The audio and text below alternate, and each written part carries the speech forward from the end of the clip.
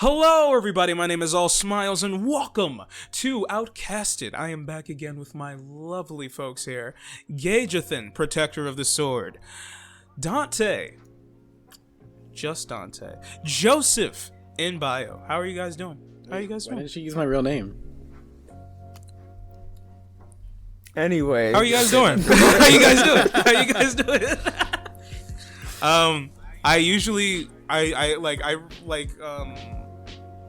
Yeah.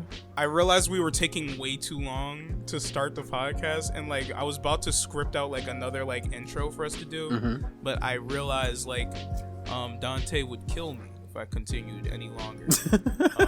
Especially to I got one. Welcome to Outcasted, where unlike some people and politicians, we say gay. We say gay. Gay gang for life. Hey. That's what we do. You guys say gay.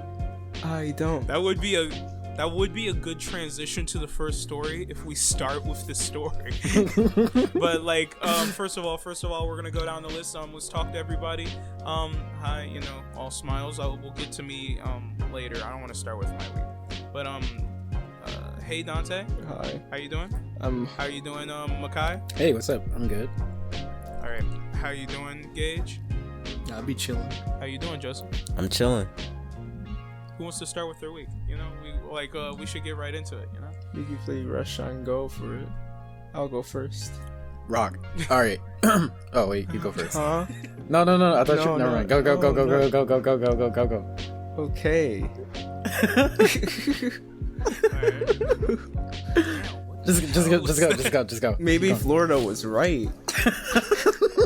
No. Calm down. He's like, you gay, right? Yeah. No, what does that mean? What does that mean? That was like an '80s school bully laugh. All right, Dante. How are you doing? How was your week, bro? What's been going on? I almost want to restart this podcast. I don't feel like this intro is good enough. We got it. Just keep on. We're gonna keep rolling. We're gonna keep rolling with it. But how you doing, Dante? So I'm doing pretty well, guys. And yourselves? My week is going pretty well, I guess. Yeah, what's up? I remember just today, I went down to GameStop to pick up my copy of WWE 2K22. Yeah, you been playing that shit all day, boy. Yeah, recording, we know. I've been playing it quite a bit, as you guys know. Is it good? So much so that Makai had to call you on the phone to get It you. sounded you like on, you were yeah. asleep. It sounded like you just you got were woken up. mesmerizing that Roman Reigns bicep, He's like, yo, bro, the ray tracing on these abs. Oh, it's my incredible. god. Oh my I could see my gracious. reflection. You can grind meat on it. I was gonna say that too. So yeah, while I was at GameStop, I was there in the morning, right? Because I wanted to play the game early. I got there at 10:50 something, because I thought GameStop opened at 10 a.m. but they opened at 11 a.m. So I was there at 10:50 something, and there was a line of people there. Actually, And they was not there for WWE. no, they were there for PS5s. Still? Dang. Yeah, still. The woman came Why are up they doing and she the was like, scarcity how shit? many of you are here for PS5? So 15 people raised their hand. Bro. And she was like, well, we only got 4, so a lot of you are going to need to disperse. Literally like a post-apocalyptic thing where they're doling out rations to people. It's like, we only have supplies for 15 people this week. Why are PS5 still in such short supply right now? I don't know. It's been 2 years. Has it really? Fucking. Yeah. I know, Really? I know, oh my god. It doesn't even seem like I that's know, all. I know for computers, there's a shortage. Crypto and, bros. Of because, chips, yeah. because of crypto bros, there's a shortage of gaming cards because crypto and NFT. I think mostly NFT takes up so much processing power and servers that it takes so much for them to run. So they buy all of them and they basically they gentrify the stock and price of graphic cards. So it's been impossible to get a good graphics card because of fucking NFTs. So I know that's a thing. But I wonder if like that's also affecting like PS5s and like how they're able to be made, or if they're still just doing the scarcity thing for no reason. I don't know what's going on with PS5s. I'm still like, I'm chilling on Dante's that. I got 2K. Like, I got 2K. I think it comes down to I people got- just buying That's all I it, need in my life. buying more than it's being produced. Dante in the post-apocalyptic suit, like, I got my bread. I'm good. Everyone's fighting for some water. I got myself a cup of OJ. I'm like, y'all got that. Y'all good. I got a I'm gonna PS4, go over here for a bit. How is 2K22 though? Is it any different than 2K21? There was no 2K21. Oh shit! So they just jumped to 2K22? Yeah, because 2K20 was so bad that they had to like stop for a year. Damn. Yeah, like, Really? I've never heard They of a sat game and doing held that. their heads for a whole year. They They made had to them- think about if you it. were like, They're like- if you were like went to any like video game review website in like 2020 and 2019, everyone was shitting on WWE 2K. Yeah, it was. The I heard fans so many things fucking- about like its performance, the fans glitches. It would like benched- brick consoles. fans It has benched single-handedly claimed the tag worst game ever. That's crazy. Somehow, it's ascended beyond wrestling to become the worst game ever. Are you this serious? is beyond wrestling. The funniest thing about that is like, how did they fuck up? It's the same. Literally the That's- same Yeah, formula. literally all they had I to know do. how I know all what they had to happened. do is port Yeah, the like, what made it game, so and then they bad? have to make people. They have to make people slightly sweatier. That's how you know it looks better. Is because they're more You sweaty. literally actually got your know what exhibition happened. matches, you got your career mode, and then you got your whatever the storyline mode that they always do every fucking year. It's the same formula, like for real. I know what happened though. They usually do just be copying and pasting the games, right?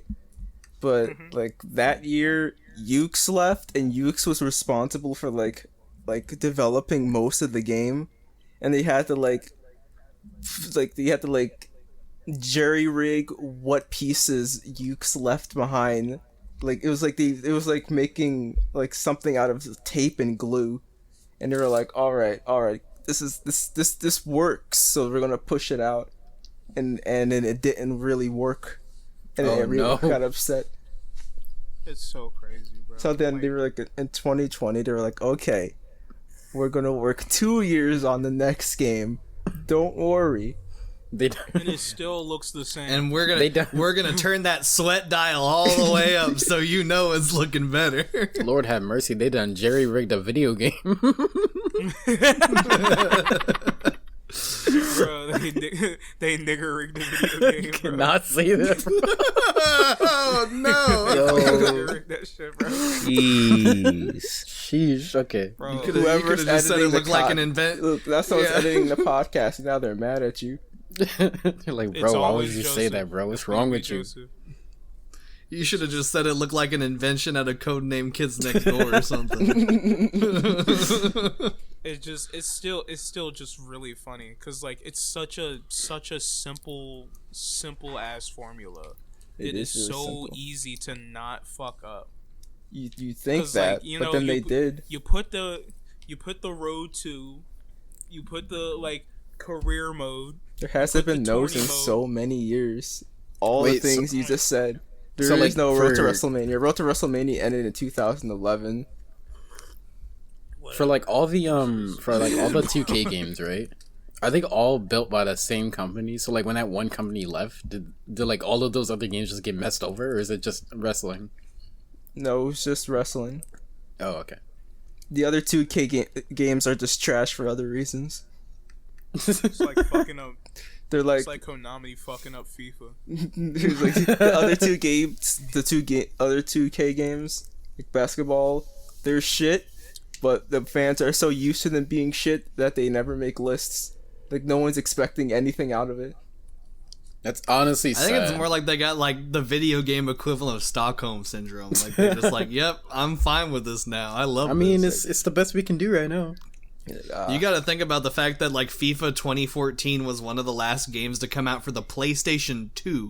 20 And for reference, 2014 is when the PS4 came out. And Yo. then they had that shit on the PS2. Wait a minute. I am so fucking dumb. Cause like I'm thinking in my head, what the fuck does 2K mean? It's just like 20 the year. I think it was just referencing like the year, right? It is. Yeah. Like it's just like what is 2K22? It's Two just carat? 20. It's just like the year before, yeah. Why is it a K? 2000. 2000, like K, like 1,000 is K. 2K. Yeah. What? You never seen like a 1,000 or like something else referred to as K? Like number K, like 2K, 1K, 4K. Okay, Stefan. Oh. Stefan, go like buy a copy of Monopoly and look at the. Bro, I'm about. Lord have mercy. Whoa! I'm about to cry because of that. That like. Really? Oh God, I am such an idiot. No, bro. Because like okay. I'm looking it up. I'm like actually like actively fact checking things that I'm saying and like what the fuck does 2K stand for? Also, then, you said Konami. You said Konami and FIFA. Ain't that EA? Yeah. Lord have mercy. Wait, no, wait. Konami does do FIFA, right? I don't know. Look it up. No. No. I don't know. I don't think that's FIFA has always Look been it up. EA. No, wait, look it up. Look it up. We don't know. Wait. No, wait. FIFA, like, no, Konami does a sports FIFA game. 22 is a football simulation video game published by Electronic Arts. You know it's EA And Sports because they and got those Konami. crazy ass electronic fucking prices, bro. Remember? I think it's because I'm thinking of like I think they made like a Pez machine Remember when for like EA was good? They make Pro Evolution Soccer, which Pro Evolution Soccer.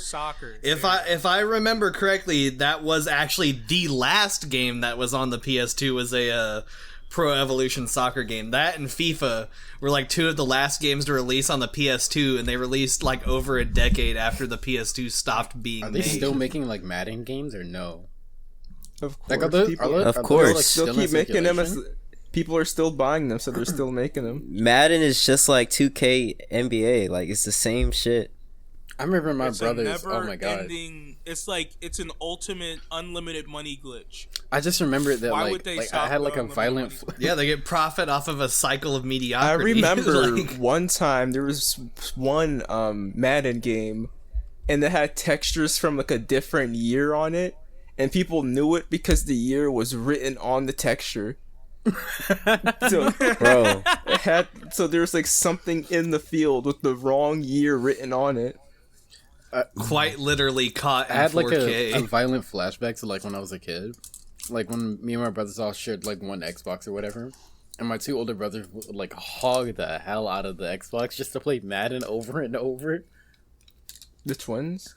Yeah, they would get like mad at each other because like one of them would win, and they'd be like, "Yo, you cheating anyway using that team?" Like, bro, aren't they all the same? Like, Bro, they always do that, bro. Like every single time. my team is bro. injured, bro. Bro, this isn't my Does it best even- team. They say like all the same Does it excuses. even All the matter? teams play the Like- same, bro. I know for They a fact. for real. Like they, My brother in Christ, you made the team. bro, it's like does it even matter? Because like for like the games, like they have like the stats of the characters, like they have like the power levels of, like, the kick. But like nigga, how good this nigga kick depend on like how hard you click the button. How Let's hit good up, you click let's hit the up button. Tom Brady with a scouter real quick. Let's see what his power level is. Like he was like, bro, it's just you. Like the kick is based on you. Like you're the kicker. Like what the fuck does the power level have to do with it? It's like an Elden Ring. Like you Stop saying fucking. power level. I can't. I'm not. Tom Brady in his base form versus Tom Brady when he deflates the ball. It's like an Elden Ring. How like like if you put on a different suit of armor, like it doesn't matter as long as it's like not heavy as shit. There's no difference in like how well it defends you. You are fucked. Either way. Might as well just But, go like- naked at that point. I am naked. Anyway, wait. okay, we're far off the beaten path. Dante, you want to close out your week so we can move Oh on? snap! That was all just his week. That's crazy. We spent 15 minutes talking about his week. Yeah. He was playing a lot of basketball. So how was the basketball game though? It was exciting. I love basketball. It's so much fun. Yeah, 2K22. On to the next person. Are we doing this Who wants to go next? like what's that shit called in school? Popcorn style? Round robin. Oh yeah. Damn, I haven't heard that in so long. How we gonna do it popcorn, bro? Popcorn. Makai. Okay. All right. Damn. All right. Makai's gonna say one word and say popcorn to someone else. Okay. I don't have much to say about my week. However, there was this lady at my hospital, right? And like, she's one of those people who is like, who would say something and like order something and then say like how bad she is for ordering it, and it got on my nerves a little bit. Can I have a cheesecake? Oh, I'm so bad for ordering this I'm cheesecake. feeling naughty she was today. I'm on a diet. Aren't I just a bad girl? Can I have the cheesecake? I was on the, I'm gonna say it again. My brother in Christ, you ordered the food. I was on the phone with her, right? And she was like, "Oh, can I have chocolate pudding? I love chocolate. It's my secret sin." I'm like, okay, Bro, it's chocolate. relax. I was even about to say, like, can I get a cheesecake? You know what? I'm gonna go bad today. Give it a little drizzle of chocolate on top. she was like, No shit, that's what everybody She's like, it's wants. my- What are you talking I about? love Hit it with the drizzy whiz. I just don't get the whole it's my secret sin thing. Like most of the population of the world doesn't enjoy chocolate. Like, it's not a secret, bro. Calm down, Deborah. It's like imagine like her friends walk up, Nigga like going go up to dox visit an her old in the lady. hospital. it's not He's her like, actual name. Deborah, are you eating chocolate? What the fuck is wrong with you? I'm sorry, I'm so Disgusting bad. piece of It's just shit. I couldn't help myself. I'm so bad. You are so Makai. bad. Eating chocolate. but- How could but- you? I'm going to have to ask you both to leave the premises. Makai, now what if she's enjoying that delicious chocolate pudding right now while listening to the latest episode of the Outcasts podcast? She'd be like, She's like, Makai. that sounds so much like me. I'm so bad. You sound like you making her sound like an old lady, like that you want to fuck. No. Excuse me. Like, is this How are you Let's getting pull this back for a impression? second. Let's pull how, back for a how second. bad is she? Let's slow down. Mental Let's- reset. Mental reset. Let's slow down for a second. Let's How bad is this old woman, bro?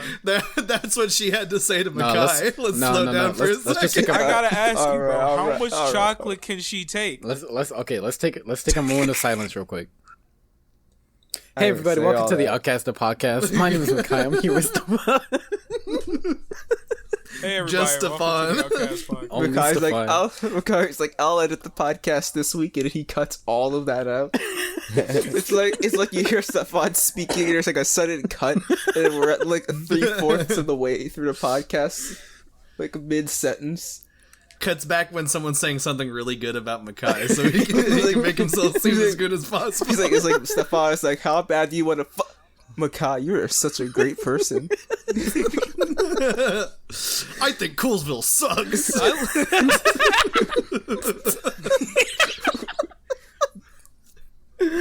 Fucking, we have not stopped laughing since the start of the goddamn podcast. Cheeks Jesus hurt. Christ. That's a good sign. Oh my That's God, a my good face sign. hurts. Anyway, Makai, finish up. Like, so yeah. Is there anything else? Yeah, hurry up, A Makai. lady got snappy with like my coworker about like getting cheese tortellini and like some tilapia. It was upsetting because I had to listen to it. Basically, like, we have a rule, like, you only get one entree. As sensible, you know? And like, this lady got snappy because she thought that like the tortellini was like a side, but it's not a side because it has like cheese in it. So like, she was like, "Oh, can I just get the tilapia and the tortellini?" And then like my coworker was like, "No, that's only like an entree." And she was like, "Where does it say that?" And she's like, "Oh, well, I'm telling you, ma'am. It's like, I'm telling you, I can't do that." You And she should have got been so like, she snappy. smelled like tilapia. Where did you come We from? encounter those all the time, bro. All the Oh my time. God. I hate customer service, bro. Sheesh. But it's so crazy because like I never expected like white woman anger to be like so mellow yet so annoying at the same time. It's just like That's the how white passive women get you. aggression. Yeah. it's All like, white, like over a certain point, all white women aren't like just they don't get mad at you. They just get super annoying. It's like that old lady like anger. She's like, this is preposterous. Like she didn't say that, but this is she's like, this is ridiculous. Like, That's why we gotta hit that extinction button. How dare you? Someday soon. just hit the factory reset. Where's your manager? Can I talk to someone about this? Like, I hate that line. Oh my god. Makai's dealing your blackness dealing is with an really annoying white woman. scary. He has to like walk around her and then unscrew the back of her head and redo the wires so she gets factory reset. I'm like hot wiring Is there- like her Is there neurons. any way you can make your skin any less dark? Like I'm hot wiring her neurons. What else happened this week? I delivered this guy like some pancakes, but he already had some pancakes. So I was like, oh, do you want me to take this away or do you want me to like keep it here? He's like, I'm not gonna eat all that. But young man, can you like cut these pancakes for me? I can't really use his hand. So I just cut his pancakes all neatly for him. I thought that was pretty cool. I was just like, It was cute. yeah. It's not my first time doing it, but like I wonder if I'm gonna be that type of person. That's where we cut back. We cut back to Makai doing this kind thing for an old man. it's like this is actually like the second or third time I've cut something for like an old person.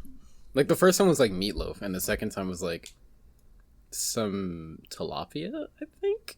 And the third You're a time was these nicer pancakes. person than I am. I would have said fuck no and then Makai, you're such a kind-hearted What's person. wrong with you, This bro? is where we Why cut would you back in the even say podcast. What?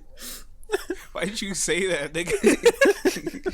You say you a nicer person than me. I would have said fuck you. Why would you Damn. say that? Cut that shit I yourself.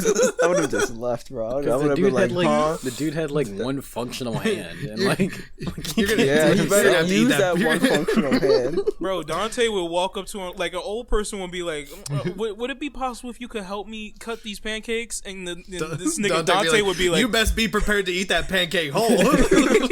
You he's got like, what did you teeth, let right? you know, weather boy? you got all 16 teeth, right? Like Nigga done stole my punchline. I feel furious. I fucking hate you. Anyway. all right, I'm a popcorn. That is pretty sweet. That is pretty sweet. It's Yeah. funny. I started disrespecting my There- customers at work. Did you really? Yeah, I've already started. I've started ignoring them too when he's. Oh, Bro, What do you mean? wait. No, No. I've had enough of them. I Nah. really can't take it anymore. you should have They be like, hey, you should have said you this gonna become during the your week. Now cashier we that gotta go people back talk to about now that people don't like. I don't Now- even be a cashier. I'm serve their food. Like, oh, you don't have to wrap the food up, and I just be like, huh? And I keep wrapping the food. Like, Damn. what? I can't hear Bro, you. wait.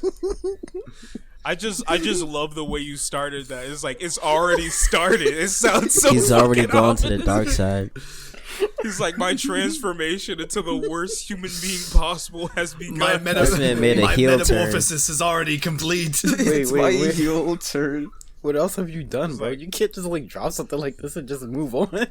Nigga just turned into my just did my. That's the- it's like the cocoon scene. A from month Hunter later, x he's Hunter, gonna start Chimera spitting Ant. in people's food, bro. It's like, wait, let me check in the back for like a fork. You take the food with you, you like spin it. He's like, I don't want that piece. So I close the tray and I wrap it up. They look at me like so upset. And I'm like, I do not care what you want anymore. Get Oh, out of no. my line. It's a week till the spitting starts, and a month till he starts doing it in front of them. This man met up with Aaron Yeager. Aaron would have done He's the literally same thing. stanced up, holding on to like the glass, just like when he's holding on to the like sink in the bathroom. Bro, I like normally I would be like, how could you do that, Dante? But like, I just got my check today, and like it feels like I worked like a million years. So I expect to like get like at least $1,000, right? How much did you get? $300. Pre-300. $37. They did you dirty, bro. Did you Bro, like, horrendously? like the moment, like when like I remember back in high school, like I saw like a check that was like my checks were usually like $200 because I was barely working because I was working like 1 or 2 days a week, very long hours just to like make the minimum quota for like a minor working at Starbucks while also doing high school. And like $200, I was like, all right. Then the first time that like I work like multiple days in a week, and then I get $300 check. I'm like, ooh, that looks pretty nice. That's pretty good. But like, I see that now as I'm like living in an apartment with somebody else, and I'm like helping to pay a bill. I'm not even paying half the bill. Like I'm trying. I'm like helping, but like I see like $300 now, and like I'm just realizing, why do I put in so much effort for like such a measly amount? You know what I mean? It's true. How many hours do you like, like, what, usually? Bro, like, when you're at work, do it feel like you in like the time chamber, bro? Yeah. exactly, bro. I feel like, I'm at work and I listen to a 4-minute song, right? And I pull out my phone to check the time. 1 minute has passed, and I'm like, "What? What happened?" This that deal time, like. Yo, Bro. those 6:30 to 3 o'clock I'll shifts. get to my week in a minute. Those 6:30 to 3 o'clock shifts are crazy, bro. Oh my goodness gracious! It feels like 6:30 to what? to 3 o'clock. Yeah, shit's crazy. I can relate to that a little bit. Like in the military, like when we go on deployments, I feel like I'm frozen in time. Cause like you're when in I the come military. back, it's like remember that time when I came back and then y'all talked about how Philadelphia was literally doing riots and shit like that. That was like wild for me. Like I was like, what? Yeah. Like you didn't know that like when you came back, you didn't know that like Kobe died or whatever. Yeah, I didn't know that there was like riots and shit. You were like, I didn't know about that Wait, you police didn't- situation. Wait, you didn't know that Kobe Bryant died? No, I knew that Kobe died. That was like when I was Alright, still alright. here. But I'm talking about like the riots and all that stuff. Oh, yeah, like with the whole thing at like City Hall with like the tear gas and stuff like that. Yeah, literally. Like for me, it feels like I'm frozen in time. Like what Dante Bro, was saying. I think like it's kind of weird. Like I really hate like the 24-hour news cycle because like so much fucked up shit happens but like it passes. You know, like it just like it like happens. Everybody's all outraged, and then like the next day it's on to the next. Like Yeah. and like I'm just stuck sitting here like thinking, what the fuck? Because like during those riots, niggas like were like protesting, and then like they got stuck in like a slope on the side of a highway, and cops were throwing tear gas in that gap as people were clawing to get the fuck out of it. No one remembers or talks about that, but that was insane. But you know what they did talk about? That nigga Batman walking through City Hall. Oh yeah, That's what they was talking about, bro. They was talking about Batman walking through City Hall. I was actually And, gonna like, bring bro, that up. Yeah, because Batman that Batman posted video. the same video like 12 times. Okay, so Everybody said that nigga was clout chasing, and he had no response because he absolutely was. Yeah. He showed up to like one of the protests, walked through some tear gas, and that's it. Like he didn't even do anything. And then he reposted. I remember And then like he reposted it like 40 different times on the same account. Like he put it he on a did. story. He kept reposting. He kept Oh my reposting God. it. Like after every like major riot, he would post that I one hate video people like that. with a really It's vague ridiculous. caption. I remember when videos came People- out where it's yeah. like these like model chicks. This nigga would post Yeah, like it's the Batman. footage That nigga of, Batman. like model chicks That like nigga- taking pictures near a riot and then Uh-huh. leaving. Like, Man. Like they would literally like pull up just to like look Nah, pretty and they be would like, do it. "Oh, look at me, I'm taking part in this," and then Wait, leave wait. immediately. We got to be clear. They weren't taking it during the riot. They were taking it during the protest part because the white women were nowhere to be found during the riot. They'd be like, Because the riots BLM. always were like spurred on by the cops. It reminds me of like this joke I saw on Twitter. Where it was like the homie's white or like the homie broke up with his white girlfriend and she took BLM out her bio.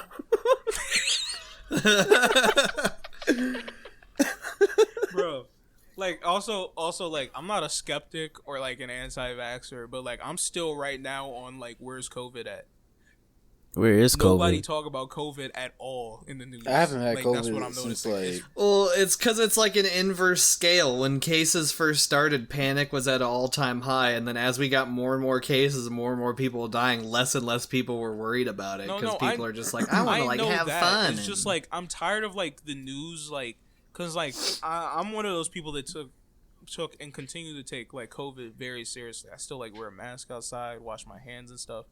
Like, but like, I know like there was like a lot of people in the news thinking like that the media was hyping it up, and like to an extent they were, but like at the same, like they were like making people scared because they want to do those fear tactics, you know, like they like keeping people scared because that keeps people tuning in to see like the next update and shit. That's like how that shit works. But like, I'm tired of like the news media like pumping shit up, like getting niggas all scared about something, and then like dropping it completely. Like everybody was scared as shit about like what was going on with Palestine and Israel, because like that's still going on right now. But like they dropped that and nobody's scared anymore. I kind of agree with you. It's basically like an extended version of the, like you were talking about the 24-hour news cycle. It's basically just a long-term version of that. But they dropped COVID down like so hard because they kind of left us on a cliffhanger, because like the whole AmeriCon or whatever the fuck, the big bad like COVID variant that was supposedly making people blind and making people like develop long-term effects, like they left off on that and they just stopped talking about COVID altogether. That one was Delta. Like Omicron like was the one that people, because like Omicron is like the least severe variant that we have, but it is the most transmissible variant that we have. Like fucking what the fuck was I about to say? Because I remember I watch like sometimes I watch Stephen Colbert because he, like, I don't know, it's funny sometimes. But like the last thing like I heard from this nigga said about COVID is that like it was dropping way down. Like the last thing we heard about is like cases are way down. Yeah. So like it leads me to believe that like we made it.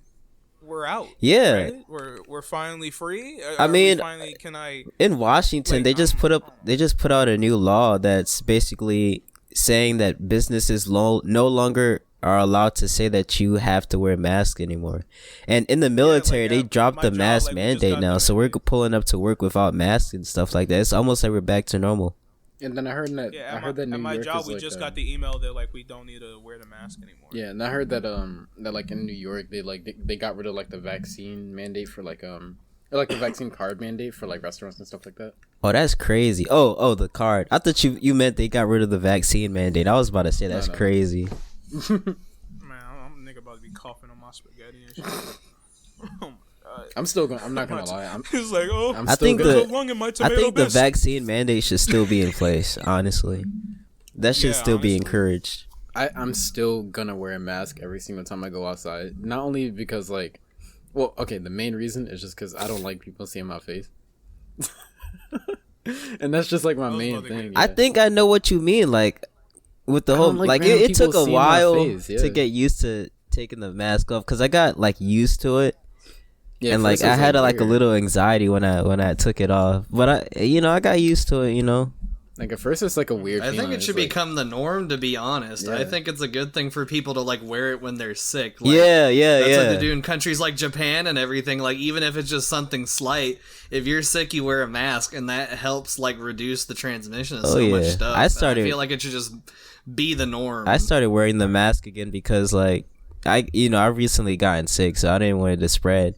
So that's a good habit that we should keep. Like Gage was saying, they do that up in Japan. So is it flu season right now? Because I noticed like a few people getting sick. It's not with even COVID. It's just like niggas like getting sick. It's been the flu season. Since it is September. like a weather it's like a weather transmission period, just because it's like the weather's like slowly like changing like to warmer temperatures and everything like that, and every time there's like a big temperature shift, that at least sets off like a fuck ton of allergies. So yeah. Oh yeah, I started sneezing like crazy. I already know I'm about to be suffering this spring. Should we like skip through like the weeks a little bit, because like we keep getting caught up. Actually, we're only 34 minutes. Yeah, we should just popcorn. Okay, I popcorn to Gage. Well, I am the one who wrote stuff down about my week. I did a few things. First thing, I'll kind of go to like, I'll go from like something before and then something more recent. So one big thing, I saw the Batman. I loved it. I'm gonna keep it spoiler free.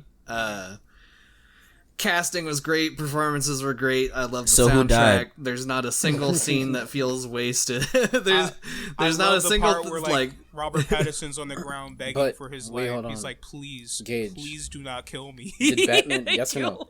Did Batman attack a black person? Did he? Not that I remember. He attacked a Hispanic person. Same thing. Let's go. He racist. Let's go. Let's go. We got him. Let's go. Boycott that shit.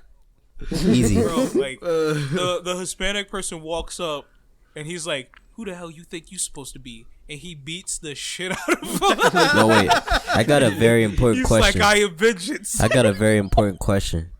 Stefan, What's up? you could answer this if you want to as well. Alright, But Gage, alright, Gage, did Batman wear a mask? what the fuck is wrong with you? Did he?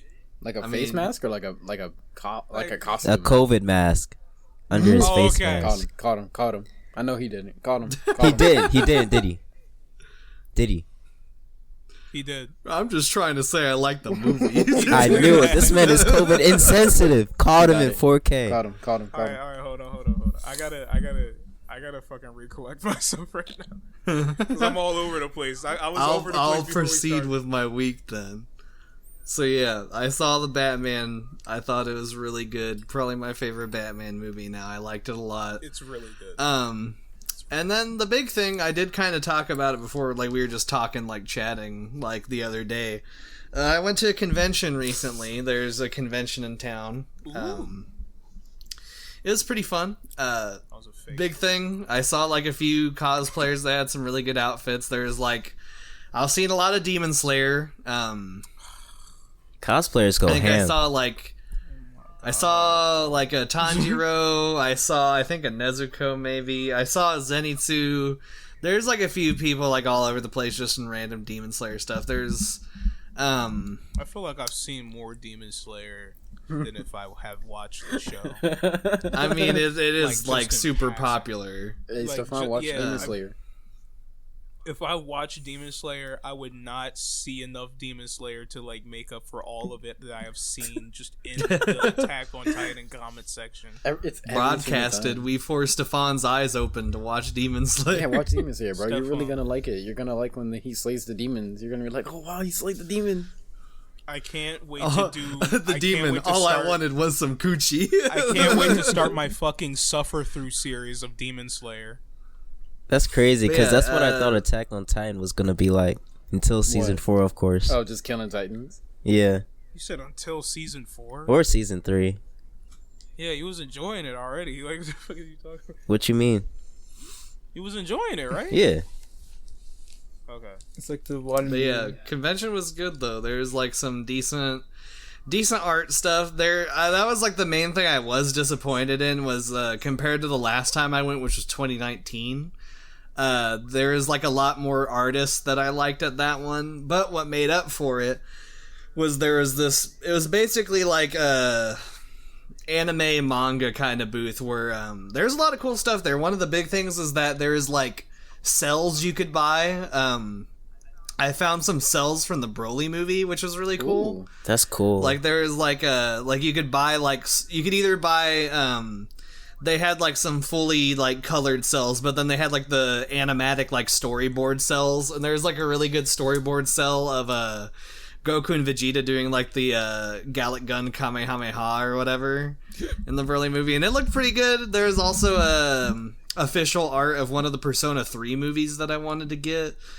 So yeah, it was like there's a lot of that stuff. There's a lot of figures, which is really cool. Like there's a lot of really cool figures that were like big or detailed. There's some Evangelion ones I kind of wanted to get. There was like a lot of Eva figures. There was a bunch of like Asuka and Rei figures, but then there's also like some bigger figures that were like the mecha themselves. Like you could get like a Unit 01 figure that you could build, You should have gotten kind of like a Gundam kit, which was really You should cool. have gotten like what was it, like an Asuka an Asuka figure, and just like put it in like a bed, right, and then just make the reference. Oh no! just make the reference. No! It's cool. I'm so fucked up. You just gotta make the reference, bro. It's gonna be okay. It's gonna be. You're patting me on the back. It's gonna be Do okay. it. I'm like Aaron Yeager. Everything I'm will like be Aaron okay. Yeager speaking in your ear. Do it. You want to make the reference, don't But you? yeah, the main haul I got was that there's a bunch of like smaller like trading figures that were only like $5 each, and it was like a get 4 and you get the 5th for free. Mm-hmm.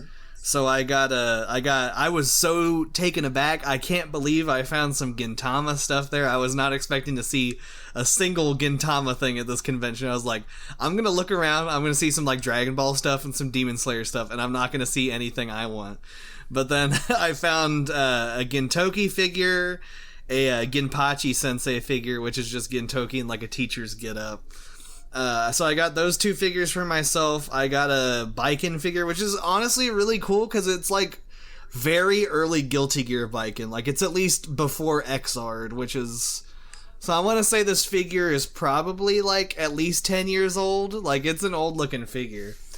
I got those 3, and then for Ethan and Stamos, I got a couple Azumanga Daioh figures, which Shout out to I'm going to be mailing them to Ethan soon, because Stamos was like, I want Ethan to have them both. So I was like, okay, well, so I'm going to mail those to him soon. Stamos too nice. Yeah, but yeah, that was the main haul I got from the convention. I also got my girlfriend got me a like keychain accessory that's a Dragon Ball. I think it's like the 5-star Dragon Ball. It looks pretty good. Like it's like just a tiny like little like plastic glass Dragon Ball, but it looks pretty good. Did the stars like face you? Yeah, the convention was pretty nice overall. No, I wish. Darn. They just face in 2 directions, but darn, it's still neat. The convention was pretty good overall. That was like the main stuff I got up to this week. Nigga hit that hard, darn. Gosh darn it. Dude, I'd definitely buy some artwork of that moment, like when Gogeta was loading up the final Kamehameha or the Galagun Kamehameha shit. The one that was going to kill Broly. That shit was epic because like Whis was like, this battle's about to come to an end or some shit like that, and then you just see like Gogeta making that like straight ass face, and he's just like aiming that shit at Broly, and then Broly gets saved by the fucking wish.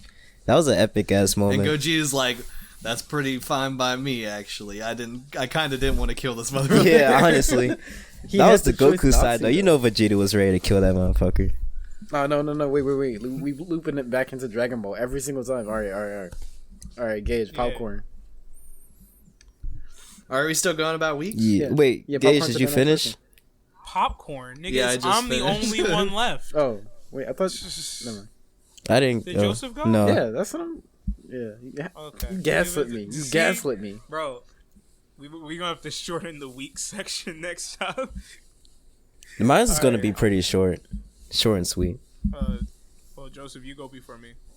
Alright, so my week, I was chilling. Like I said previously, they lowered the mask policy at my command. So, like, it was so weird, like, just seeing everybody's faces again. Like, it's crazy because, like, a lot of these girls were catfishing, man. Like you'd see their they look so beautiful with their mask on, and as soon as they took that shit off, bro, they turned into a whole different person, bro. It's crazy. There's bro. a term for that, bro. They call that shit mask fishing. Yeah, bro. Everybody looked different. Like, I was like, oh man. Joseph out here crying. He's like, no. I was like, dang, bro. There was like a time like I was at work, right, and like I took my mask off to drink some water, and there was like 4 of my coworkers in one room, and like I guess like before then I had never like taken my mask off around them, so they all saw my face for the first time, and they're like, "Okay, I never seen you without your mask." Like, "Oh, he's so handsome." I'm like, "Oh, thank you." Hey, you in Why there? does everybody at your job want to fuck you, bro? No, they don't. You're a different person, man. I would have been like, leave me alone.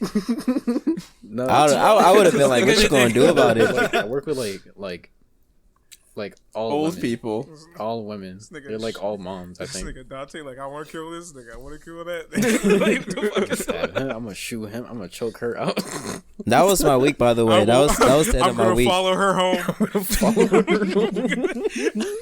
That was the end of my week. Popcorn Stefan. Joseph lived out a Twilight Zone episode, and that was his week. They all took off their masks. He's like, what the fuck? Why does everyone look like this? It's like, bitch took her mask off. She had tentacles. Like, the fuck is going on? Oh my God. She looked like that villain from Ben 10. Bill Gates. Alright, Stefani's She had She 25 actually- chins. She actually speaking Greek right now. She looked like Ben Thanos 10 low on key. Ben 10 on his way to give slurs to hundreds of alien races. It's like bitch took her mask off, looked like Frieza. Oh no! Stefani's your Wait, turn, Frieza bro. actually looks good. That's a compliment. What you trying to say, Nothing. bro? This nigga trying to fuck over Frieza? Disregard what I just said, bro. No, we all heard you. Don't worry, I'll take the bullet for you, Joseph. I ain't say I'll bear all that that. cross. I ain't say all that. Frieza's second form. So my week was also pretty short, pretty simple. You know, I don't know if like in last podcast I was talking about my job search, but like I probably started last time. No. That was 2 weeks ago. Yeah, so I was talking about the job search. So like I finally got like a job now. Like I'm working food service. I'm working kind of like between the grill, cooking and like prepping food for like this place here in like Cleveland. It's pretty cool. Like I actually enjoy like working in a kitchen setting. Like it is difficult sometimes, you know, you cooking a lot, like you got to make sure like the people in the front like have everything that they need and stuff.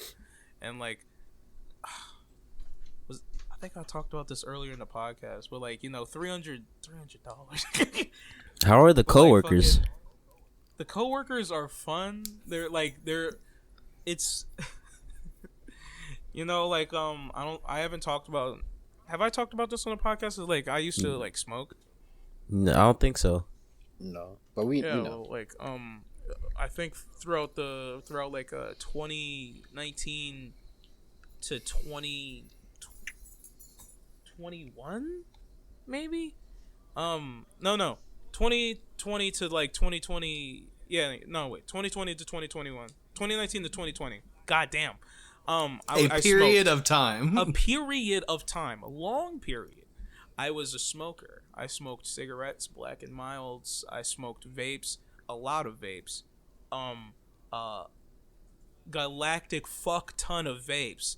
To a point like one time like I was cleaning out my room and like I just like was going around and like just picking up like fucking vapes like it was an Easter egg hunt, nigga. And then like I just put them all on my desk, total to like $120 worth of vapes. Insane. Smoking, not even once. Don't do it. Fucking, it's horrible. Cause like I've been like clean for like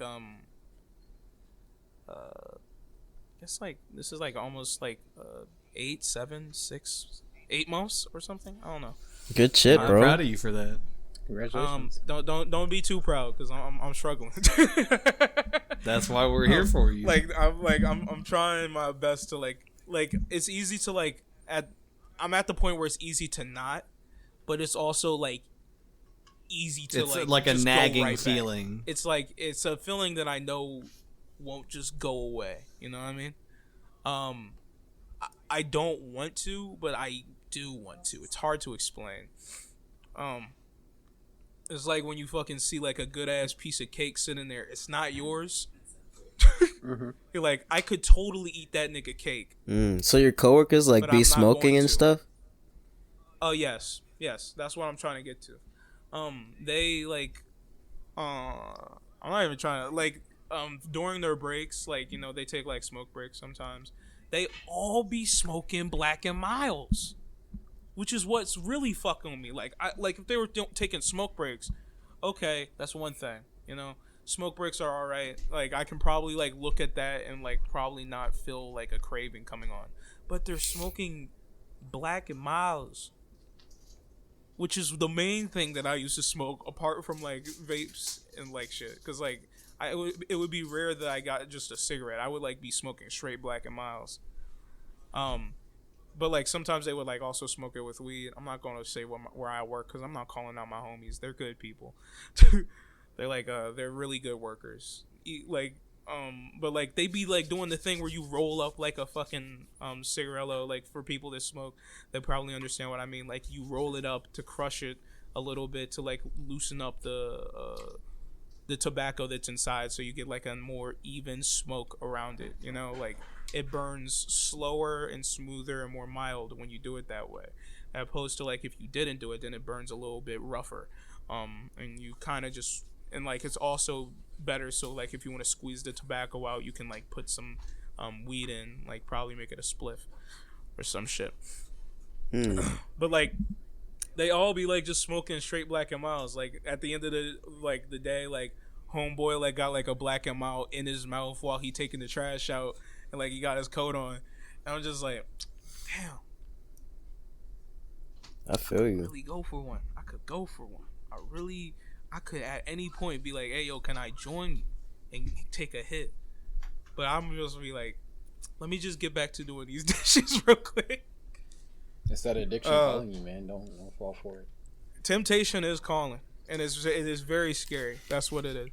But besides that, it's really nice. I don't remember any of their names, which is the fucked up part. Like I worked there for like almost 2 weeks now. I don't remember a single one of these niggas' names. Listen to you talk about it definitely makes me want to like stay away from tobacco products. Like I know like a few months ago I did like smoke a cigar. Like it was one of those like premium cigars. Like it wasn't a Cuban, but it was like a well-made premium cigar. And like I was we like had that conversation, like, yeah, because like I was telling you as from my perspective as like, because like bro, I might have only like been a smoker for a year, but I was like a hard smoker for a fucking year, because like you know I started smoking like when some stressful shit was happening in my life, so like every cigarette was a stress cigarette, and I needed a lot of stress cigarettes. It was like to the point where like I was like broke as shit, and I was counting like pennies to go buy like one Lucy. I think that's what make You know? addictions so strong. When you tie them with like stress and stuff, like is a stress reliever. That's when you build that strong bond with it. Like that dependence on it. Bro, and stuff I was that. like so broke like buying cigarettes. It wasn't like I'm trying like to like get us to move forward, but like you know I think like it would be I think it was pretty cool to talk about. Yeah. It's not cool, but like it's important to talk about, because I never talked about this on the podcast, like how much nicotine actually like affected me. The worst thing about nicotine, like I think like especially like if you're not like smoking it for long, is not like the effect that it has on your body if like you stop at a certain point, because like if you stop at a certain point, then like you could probably like you know be good, just like you know just maintain like a healthy diet, like you know get healthy, like start exercising. You can like probably work off all the fucking damage that you've done to yourself, as long as it's like a short enough period of time. The real problem then comes from the mental power that nicotine has on you, which like is a thing that I was talking to my girlfriend about, but I didn't really talk a lot about. But like I was thinking about like how nicotine like affects people that have like that are like neurodivergent compared to people that are neurotypical. What does that Like mean? people that you know like people that are like on the spectrum, or like people that like suffer from things like ADD or ADHD. I suffer from ADD, and like you know have learning disabilities and things like that. Like, and like also like I'm probably like what do you call? I'm like prone to I'm an addictive personality, and like people like I also like have diagnosed depression. So like I'm wondering like if it affects people that have depression more, because I know it can cause depression, but like if you already have depression, like does it affect you differently, you know? I think it does make sense that it would, since the whole idea around depression is that you can't feel anything, and cigarettes are giving you that like false sense of feeling, you know, that satisfaction, right? Since you're like craving your feelings. Yeah, I mean, craving your feelings, craving the nicotine rather. Yeah, the reason like I even thought about that is because like I've seen like how people like crave nicotine before, like you know like they look crazy, like they look just like me, but like at the same point like I wonder if like they feel like how I feel, because like I feel like an insane person when I, because like there will be moments like where I start thinking about smoking, and it's the only thing that I can think about for the next hour. What do you do to snap out of it? Hours. Distractions for the most part. Also, like, I take nicotine lozenges. If a craving gets too bad to the point that I feel like I might relapse or something, which I can't do physically. I mean, like, I don't know what to do, like, to do that. I could, like, go wooking, but that would be weird. Oh, wooking means to, like, if you fuck it means like you walk around and like bum a cigarette off a person. Oh, I thought it was like a name for a dip or something. Nah, yeah, sorry. Like, you just fucking go and like scavenge for like cigarettes and shit. Oh, those are the people who be like, "Oh, you got a cigarette on you, bro," or some shit like that. Yeah, they be looking and shit. I think it's funny that like this is the second time like in the last 2 podcasts that like it's come around to me and like I got real deep. No, it's cool. It's cool. I like when you do it, bro. It's always something eye opening. It lets us be like more open with you, you know. Yeah. Like, there's definitely more to talk about, but, like, I want to do it, like, when it feels like I don't have enough time to discuss some things on the podcast sometimes, because I'm trying to keep it moving along so we can get to, like, different topics and stuff. You know? Part of the reason we do this podcast, though, and this is for the viewers, too, if we have any, but it's to, like, really have a conversation with each other, you know? Like, our friendship, at the end of the day, is what you guys want to see. So, I feel like conversations like these are, like, very important to have. And I don't think they have a time limit. Yeah. IMO. For sure. That's just me. If y'all want to get deeper, I want to ask y'all a question. Do y'all have anything that y'all are, like, you feel addicted to? Honestly? Like, yeah, do you think there's anything that's, like, kind of eating at you the way, like, a cigarette would eat at me? So, I've always had... I know I've told you guys about this before, but, like growing up, especially in high school, like I had a addiction to pornography. Like it got so bad that in I think it was in 10th grade, I used to like masturbate like 5 times a day. Like it was rough, bro.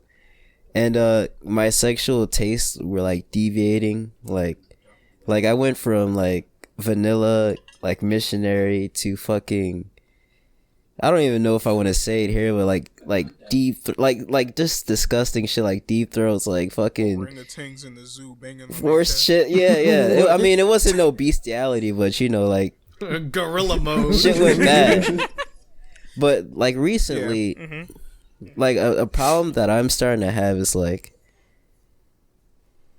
this is my first time really telling you guys about this, but like I feel like I have like a sex addiction now. Like, I don't know. Like, it just feels like it's getting to a point where I don't feel anything anymore. Like, I just feel like, oh, it's just this girl. Like, it's just another girl, you know? And it's a bad feeling. Like, it makes me feel empty. Like, it makes me feel like I know what I'm doing is not right. You know, like, I kind of want to, you know, start, like, settling down now, but I get, like, mad urges to, like, oh, I'm gonna hit her up, and it's like a quickie, and then like at the end of it, I feel like shit. Like I don't even feel satisfied. So like that's something I'm dealing with right now, currently.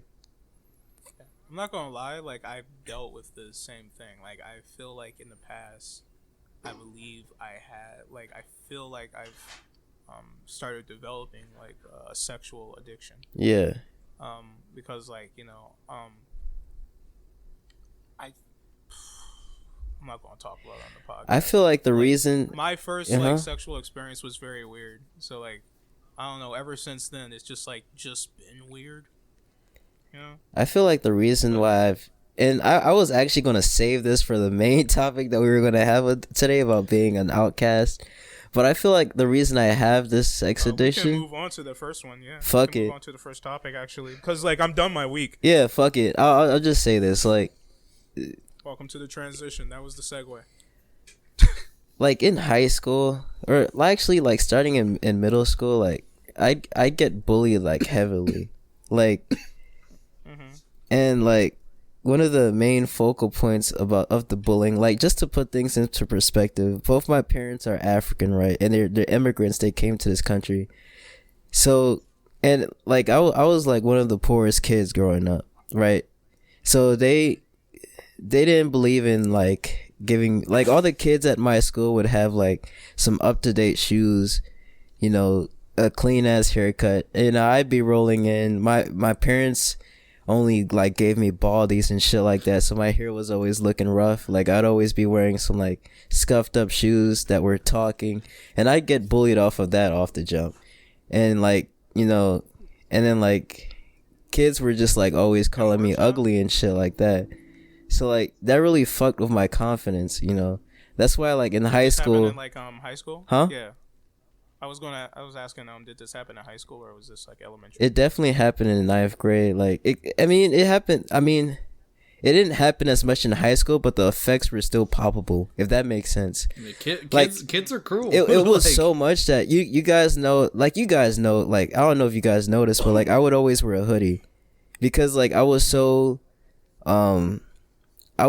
insecure about like the way my hair looked, and I wasn't even taking care of it in high school either. Like I actually really started taking care of myself after high school. I did the exact same thing down to the hoodie, bro. Yeah, I would always wear the hoodie. I'd always wear the hat because I was so insecure about the way I looked. Every single time y'all saw me, like even though people weren't really calling me ugly anymore, it's just I still felt that way. You know what I'm saying? Like the effects were already done.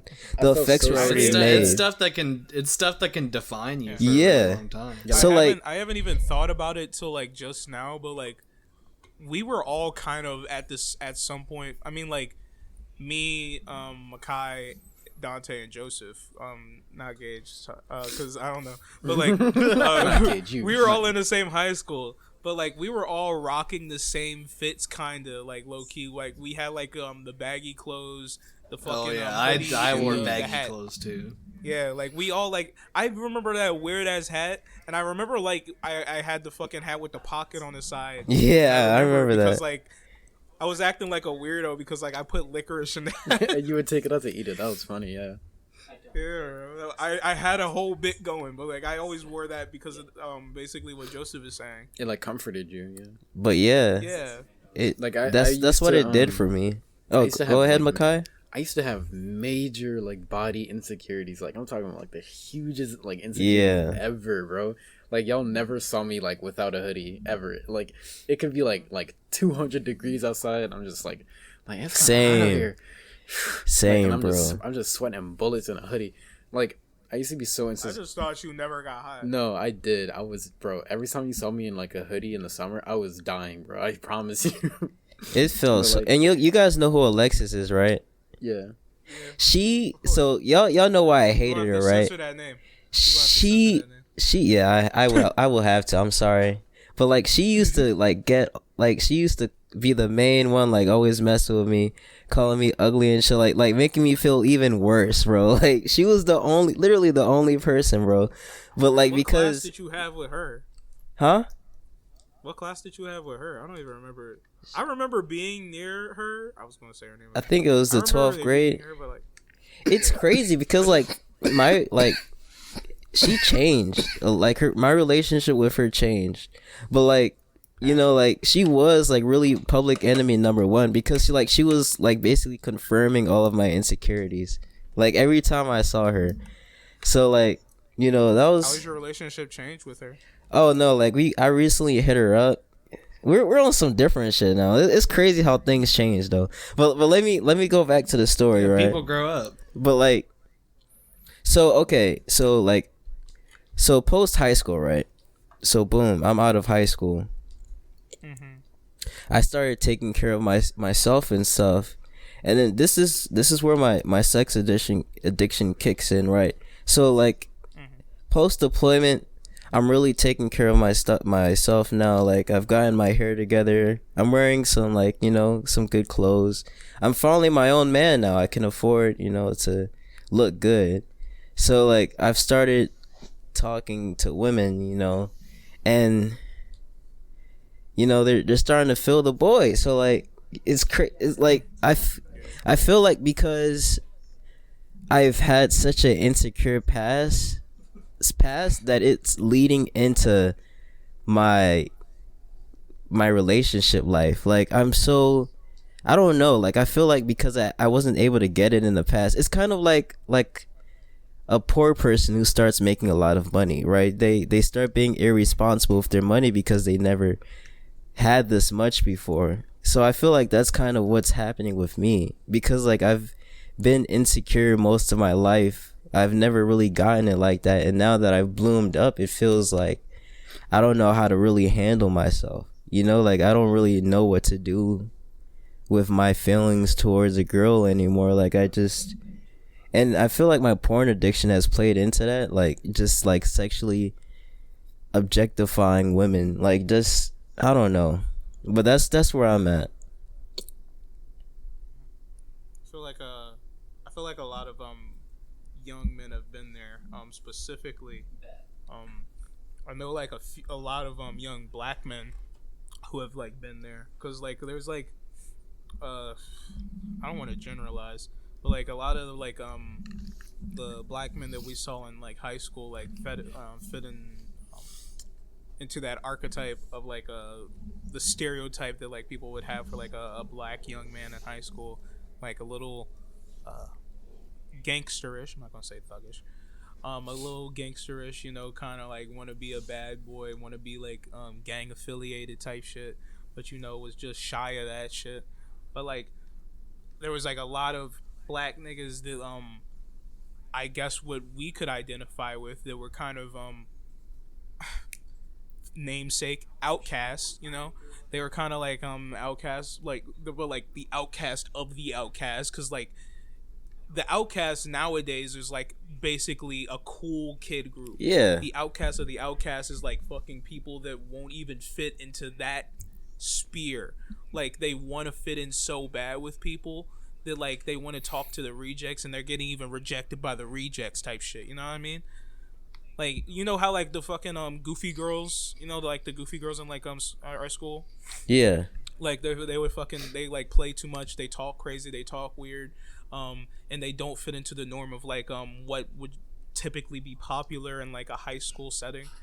But like we knew like tons of like people like that in our high school. Like you're probably even thinking about like one that was in our school, or like Gage, you're probably thinking about one that was in your high school. But like those people were probably considered more popular than like the kids that were like less talkative. Like those are like what I would consider introverted extroverts, you know what I mean? Yeah. Mm-hmm. But like I don't know, this like is a concept that's been kicking around my head for like a while, because like I guess like how I could describe it is like, you know how like nerds were nerds back in the day, like they were like the kids that got bullied by the jocks, but like now the nerds are popular. That's what I'm talking about. I know exactly what you mean. There's that group, which is the nerds that are the cool nerds that people talk to, but like then there are like the nerds, the actual nerds, the ones that like people don't talk to. Like, you know, they like people are nice to them because like niggas don't really be bullying for real like that for real, like how they used to. Bullying nowadays is probably a lot less physical and a lot more mental, you know? Yeah, what I mean? a lot more mental. Like niggas like don't put their hands on you, because like even nowadays, at least like for black kids, like I never saw like a nigga get bullied, because like if you put your hands on another nigga, you getting fucking fucked up. The only time I saw that shit was in middle school. I feel like that's how it is. Like in middle school, that's when you go through the actual bullying. Like kids will literally jump you for no reason. When the people are like the most mean. Yeah. Like, the only time like I ever like got physically bullied, it was probably like at school. Like the only time I got physically bullied is like when remember I'm gonna just say his name, Edgar. Censor, I don't care. Mm-hmm. Edgar, he would like he would just like be annoying, right? That guy has such a punchable face. Yeah, man. Like, yeah. And then I'm talking about like the tall one. Yeah. So there was like one time in biology, like he had a drill for some reason, and then like he was like waving it around at people and they were like stop. Like, I remember this. And then like because I have a scar on my hand, but like call him Egg Boy. Egg Boy. He was waving around a drill at like people's faces and stuff like that, and they're like yo, like stop, can you like leave me alone, I'm trying to do some work. And like he did it to me, and then like I moved my hand to stop the drill by like reflex, and it went into my hand. Like I have I still have the scar from like when it went into my hand. And how that nigga feel about that? He was like, oh shit. He probably made it his fault. I mean, your fault. He was like, oh like why'd you put your hand there? Why'd you put your? Nah, I called it. Yeah, I called it. exactly. Why'd you put your hand like, there? I just hit him, and I just like went straight to the nurse's office, like holding my hand like while I was bleeding. I'm like, because he's a dickhead. Like, what is wrong with you? That's like the only time I've that like right there. That's what I'm talking about. Because like even like the kids that will get bullied nowadays. Because like Edgar was then, like, sorry to take away from your point, but Edgar was that nerd that bullied like the actual nerds. Yeah, exactly. It's nobody like talked to him, so he would was like the outcast that fit in. He didn't even like have a group to fit in, like or yeah, but he talked to everybody like, though. Yeah, he was just like hovering, like nobody, like he knew everybody, but nobody liked him. You know. Yeah. And like bullying and abuse can be cyclical too. Like you get bullied, so then you find someone weaker than you, and then you pick on them. Like that's like when people like learn to grow the fuck up. That's exactly like what it stop is. Being so goddamn. Gage hit it right on the head. Gage hit it right on the head. Like Edgar gets fucked with everybody, so he like fucks with people who he knows aren't gonna fuck with him back. That's that's. Yeah. He's like a puzzle piece. He's like a puzzle piece that like fits in anywhere but not for long. You know what I mean? Like it just like it morphs to fit into a space, but then eventually it pushes out because it like the puzzle knows you're not supposed to be there. I bet he's one of those trolls that get kicked out of Discord servers nowadays. There was a time where I really didn't like Edgar, but then like I learned a little bit about him and I understood him. And it made me not like him anymore. I was like, oh, he's just, a guy I could put, in perspective. Like, I was like, this guy's pretty annoying. I don't like being around him. And I, like, avoided talking to him and whatnot. And then, like, looking back. Go ahead, Dante. I think it was through his, like, I remember it was like during like the first summer where I worked there, where I was like talked to him and stuff, and he was talking about like his girlfriend and shit. Now he's in Kingston and shit, and I was like, oh yeah, maybe there is a reason why he's like this. He wants to fit in with like everyone else and stuff. So I started being nice to him. Yeah, like he's I guess because of what you just said, I'm thinking of it. Like he's basically like a nerdy type. They're like he's like the try hard kind of nerd, Like there are like wants to fit in. Nerds. Was there? Like because he tries hard, he makes it sometimes. But like we were the type of people that like didn't try, but like made it quite confidently more than at a certain point I just said like fuck trying to fit in, I'll just be myself. And it like in the middle it was hard because like I did have a friend called I'm not gonna say his name, but I'll just say T, and he did fit in with that crowd, so like being with him I did want to like kind of assimilate there. And then I also had my cousin, you guys know who he is, I'll say is D, and he fitted in with the crowd a lot. I mean actually he was like Edgar, really, but he was with the crowd, but he was like kind of on the outside. Say this nigga name, no one else. Huh? Gonna say this nigga name, no one else. I don't know who. I know who he's talking about. Yeah, I know who you're talking about. You just keep saying the Egg Boy's name. Oh fuck it. I mean, y'all already said his name, so it's over now, right? But yeah, you're not gonna listen. Yeah, but no, like I think it was in the 9th grade year where I really tried to fit in. But I was like, nah, like it can't be. Like my anxiety is already at a high enough level. I'm already too insecure to like really like just feel normal. That's the big thing. Feel normal in like a setting where there's like people who are like popular and stuff like that. Cause I had a strong feeling of I don't belong. So like it was just a bunch of internal shit that just made me feel like, you know, fuck it, I'm not gonna try to fit in anymore. And that time, that day when Stefan, I don't even know if you remember this, but that day when you fucking spazzed out during like math class and you threw the calculator down on the floor, I was like, I remember. You know what? You know what, bro? I want to fuck with that dude, cause like I know everybody over there was like, man, that was so weird. Why did he do that? But when I saw that shit, I was like, bro, he's keeping it honest. Like he's keeping it real. Like he's letting his emotions like fly out while I'm over here like just in my shell, like crying on the inside. You know, I'm mad too, but I'm not telling people how I feel. I'm not letting it out. And then just seeing you do it, I'm like, shit, that's me right there. That was an odd time to want to start fucking with me. But like, no, I get what you mean. I appreciate that. But like, I actually kind of thank you for bringing that up, because like,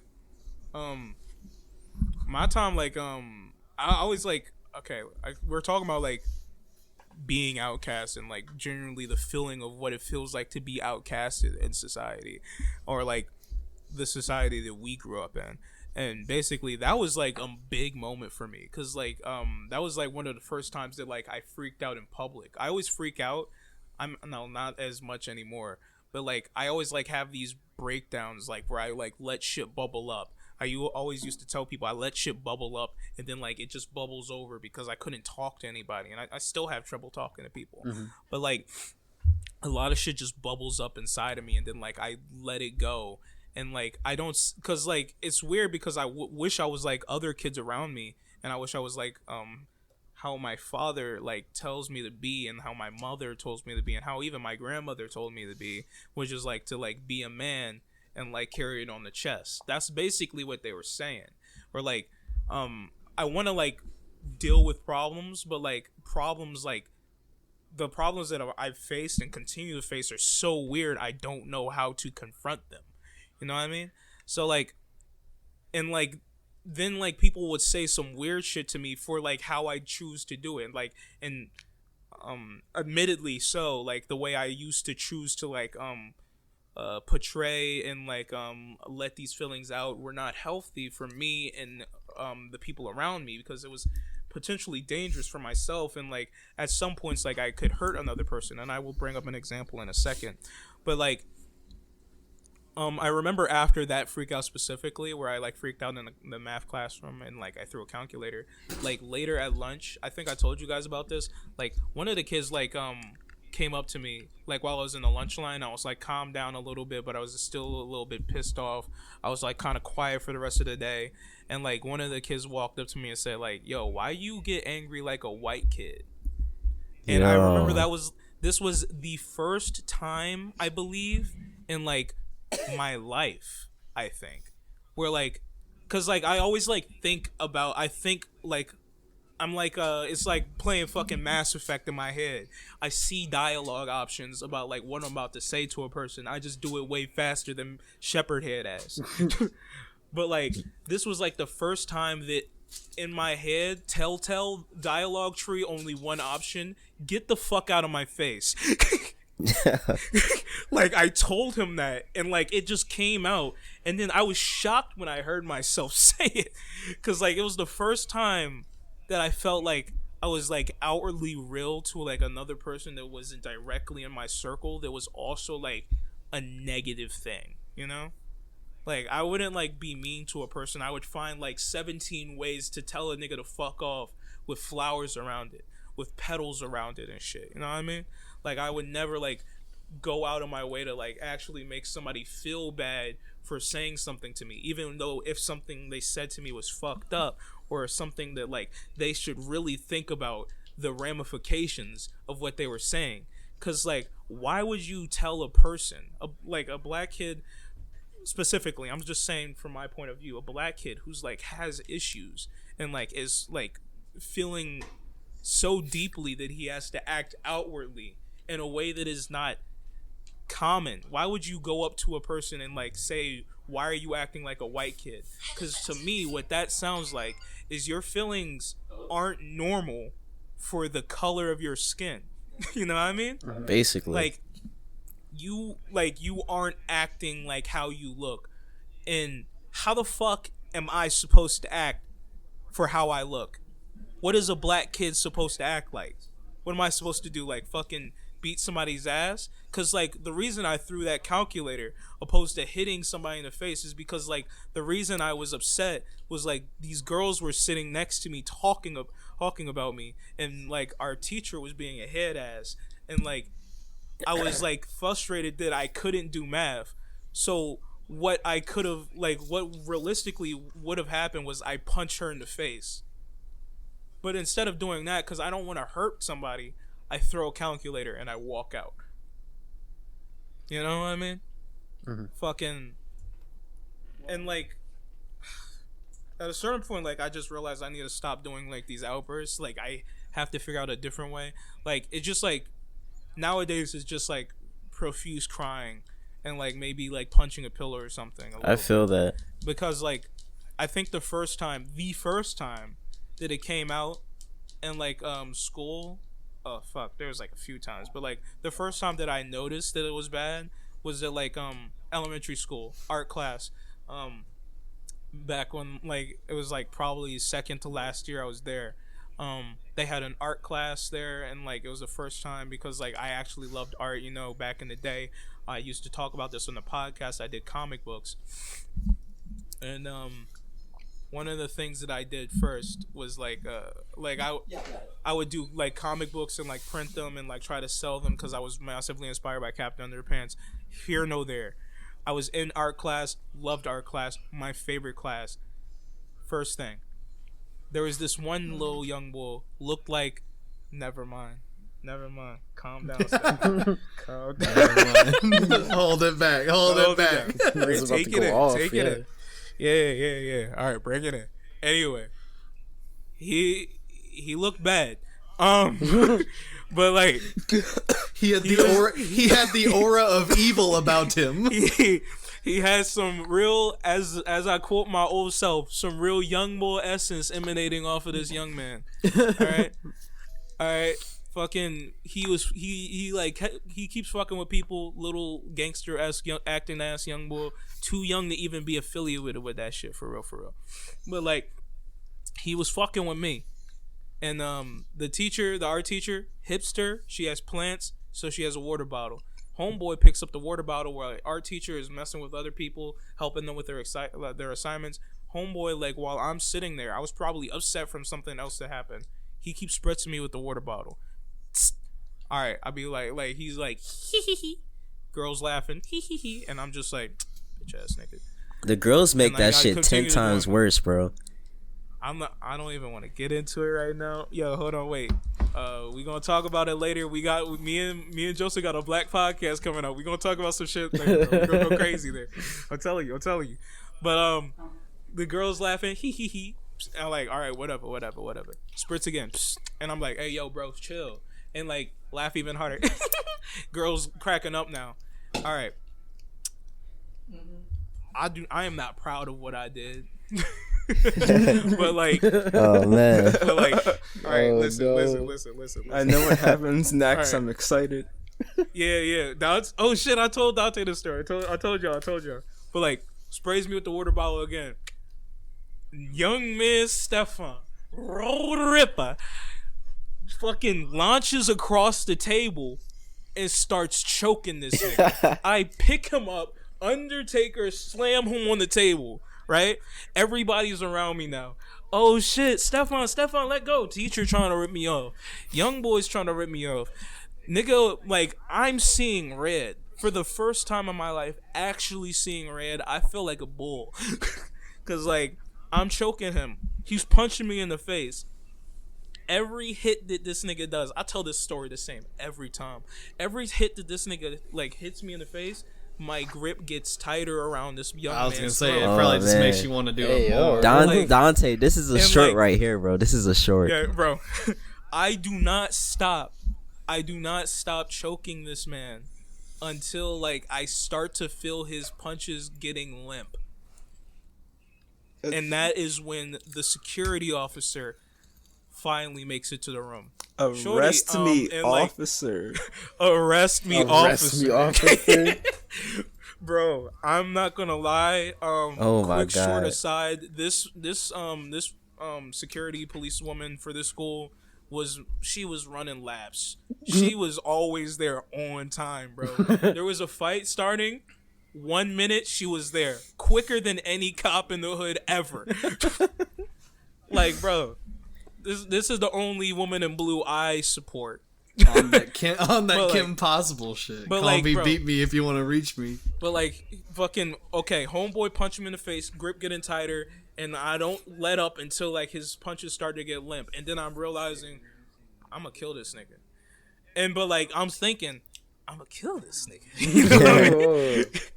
And like I was ready. I was ready because like all my frustration in the world, besides his punches, what was getting me tight, was getting me angry, was fucking like everything in the world. I wasn't feeling good about anything. And I was just like I felt bad about like how people treated me, about like how this nigga, like how I was bullied last year and I couldn't do nothing about it because I felt weak, because like he was bullying me and he was like, there was this nigga bullying me. Like I remember he kicked me down the slide when I was trying to run up to beat his ass. And like, bro, and like I have no idea why he started bullying me, because we was homeboys, and I'm just thinking about that. And like I let him go, right? And like I walk downstairs with the security lady, and like I see my reflection, and I start smiling. I feel like I've lost it. And like, bro,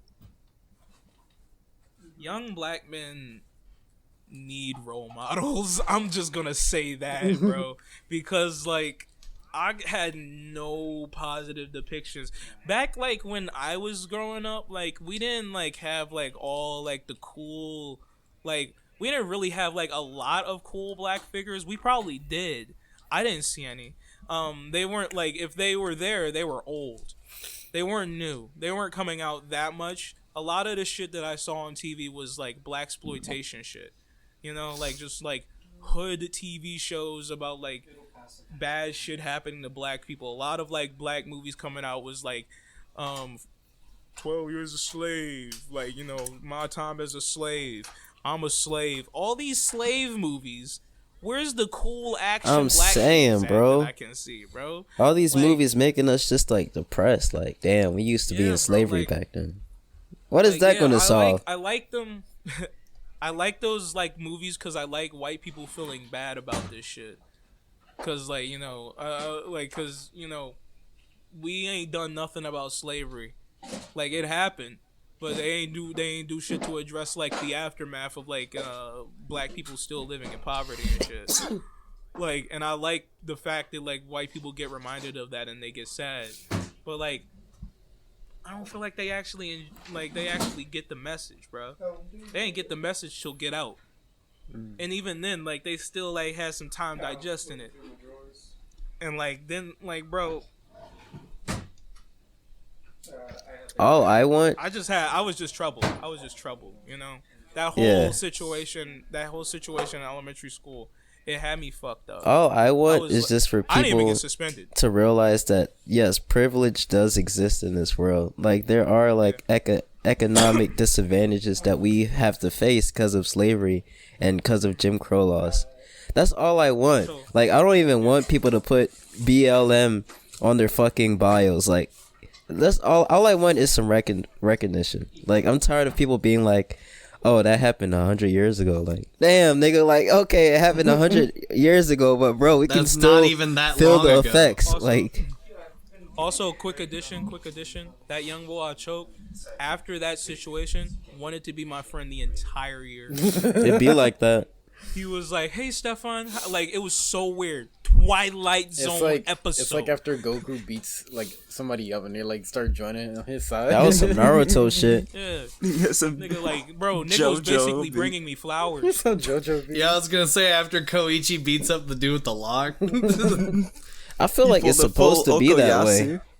Like I actually feel like it's supposed to be that way. That's how like boys are supposed to like, you know. And it's sad because like people, you know, like nowadays if you do something like that, oh, you have ADHD, and then they give you the fucking pill, and it's like damn, like, you know, like I just feel like we're moving away from boys being boys. I remember like in high school there were like these two dudes who had beef the entire school year, and one time they fought, like dead ass like fought, and then like after that they were like best friends. And it was so weird to see because like these niggas were just like scrapping and like arguing the whole time. And then like that reminds yeah. like they fight one time and just end up as besties. It was crazy. Bro, that reminds me of like a concept that was like very confusing to me. Like as a black child, but like now I kind of understand it just a little bit. Like how like some black kids will like just have beef with each other, right? They were like they're both friends. They have beef.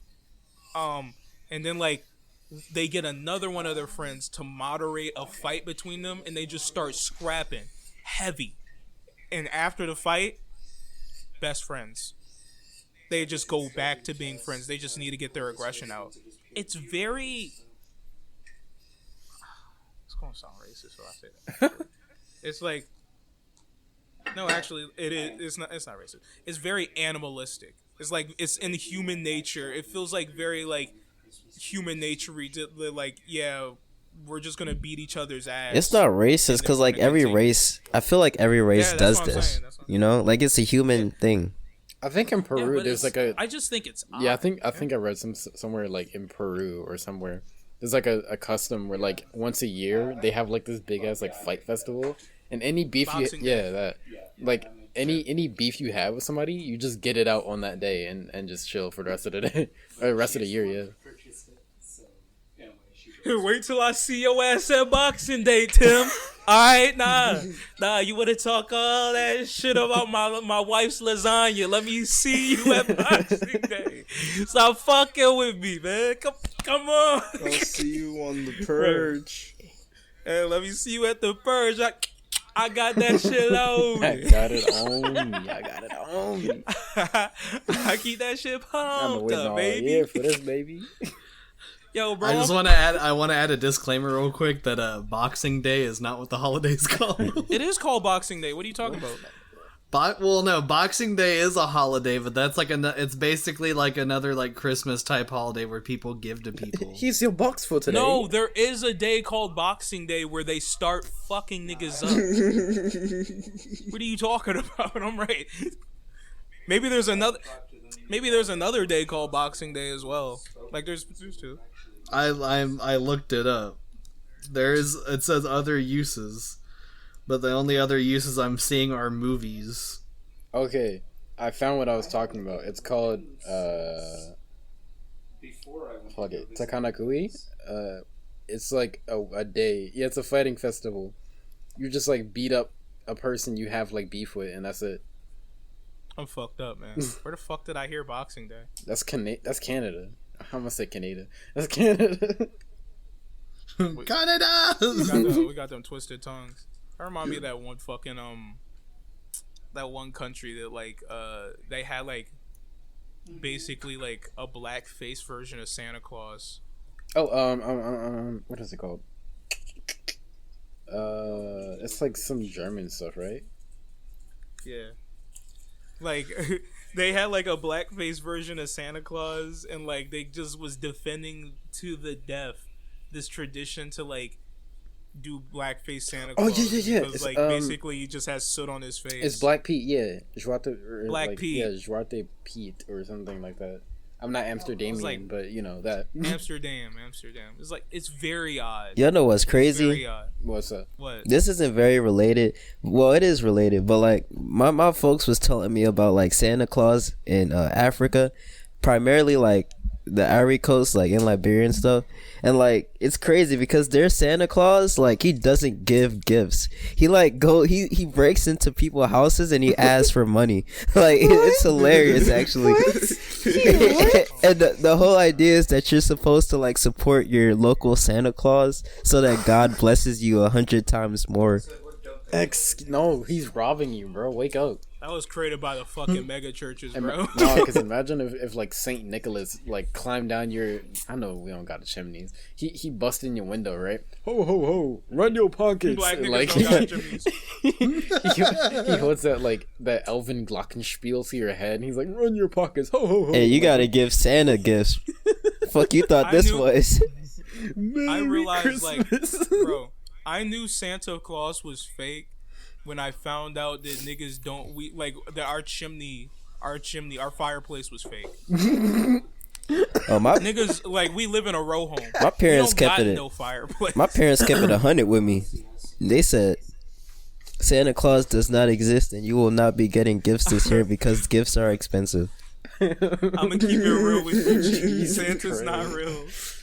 Style. Fuck it. But like, I kind of want to like delve a little bit more into like the Outcasted topic before we move on to other things. Yeah, we still haven't heard from Dante, me and Gage. Yeah, and you. I kind of want to no offense, but I want to hear from Gage since like he like went. He didn't go to school with any of us. Oh yeah. So like, I want to hear about your experience. Do you feel like in your life you were like an outcast, like you were different from the bunch? Yeah, that was a good bit of my like experience growing up. Definitely, I feel like it's pretty common experience for that to be like a middle school, high school thing. Because I feel like elementary school, there's still some kind of light inside the souls of children, and then that shit gets snuffed out by middle school.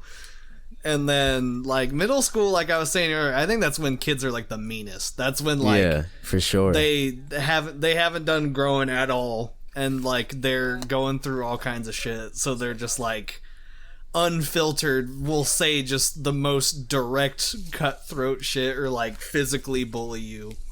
And that was, like... That was something I dealt with a lot in middle school, was, like... I wonder why that is. Yeah, well, who knows?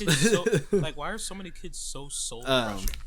Yeah, like, I got bullied for my weight a lot, and, like, I would even, like, and it was even stupid shit like my name, like, I'd just be called Gay instead of Gage, and it's like, well, guess what, you're half right now, bitch, but it doesn't matter to me. It's like... Yeah. I remember one time... Like, I would get shit, like, thrown in my head in, like, gym, like, literally, like, full force, like, if someone had a ball... That shit was going at my head. Bro, I remember and, one like, time I got bullied so hard because, like, they did this. You know that questionnaire where it's like, are you gay? No. Mm-hmm. Does your mom know? And, like, I remember, like, I paused so hard, like, I didn't know what to say. And, like, the kids were on my ass the whole day because I paused, bro. He paused like an anime character. Like, no, there's no way. I'm sorry for taking that away from you, I would be told, like, look at your nails, and then like the way I looked at my nails, be like, oh, guess what? You're fucking gay. It's like, shut the fuck up. Like, yeah. And I think like, do you think like school would be a lot nicer if we stopped teaching our kids to be homophobic? Well, like that was probably like the number one joke in all schools. You're gay. You're a homosexual. Yeah.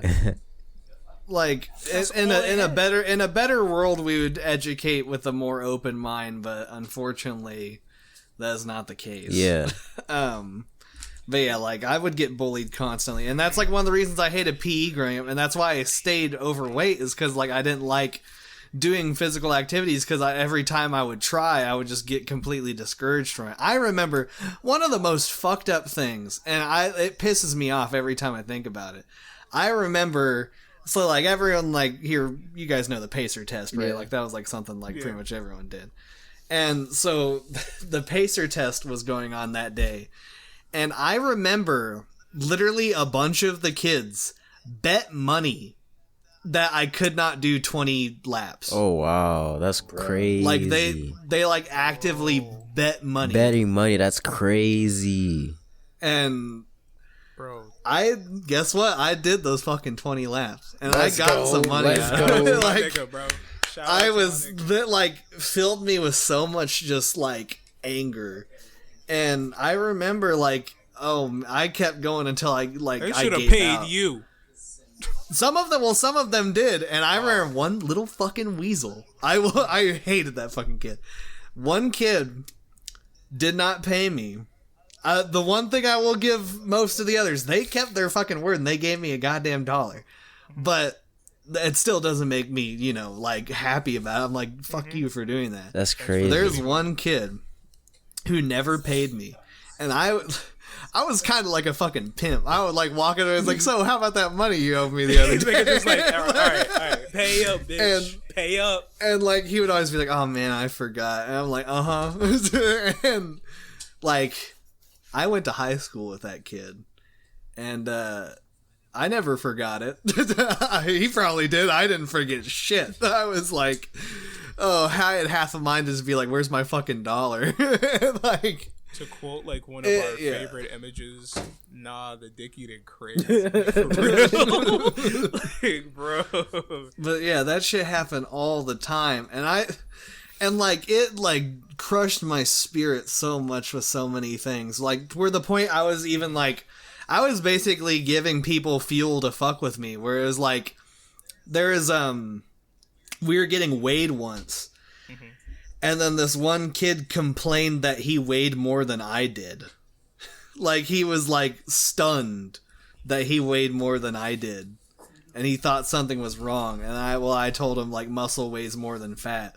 And so he completely was relieved, and he, like, started telling the other kids, like, it's okay, guys, muscle weighs more than fat. And I was just like, damn. Yeah, You was like, too nice, bro. You was too nice. That's the thing.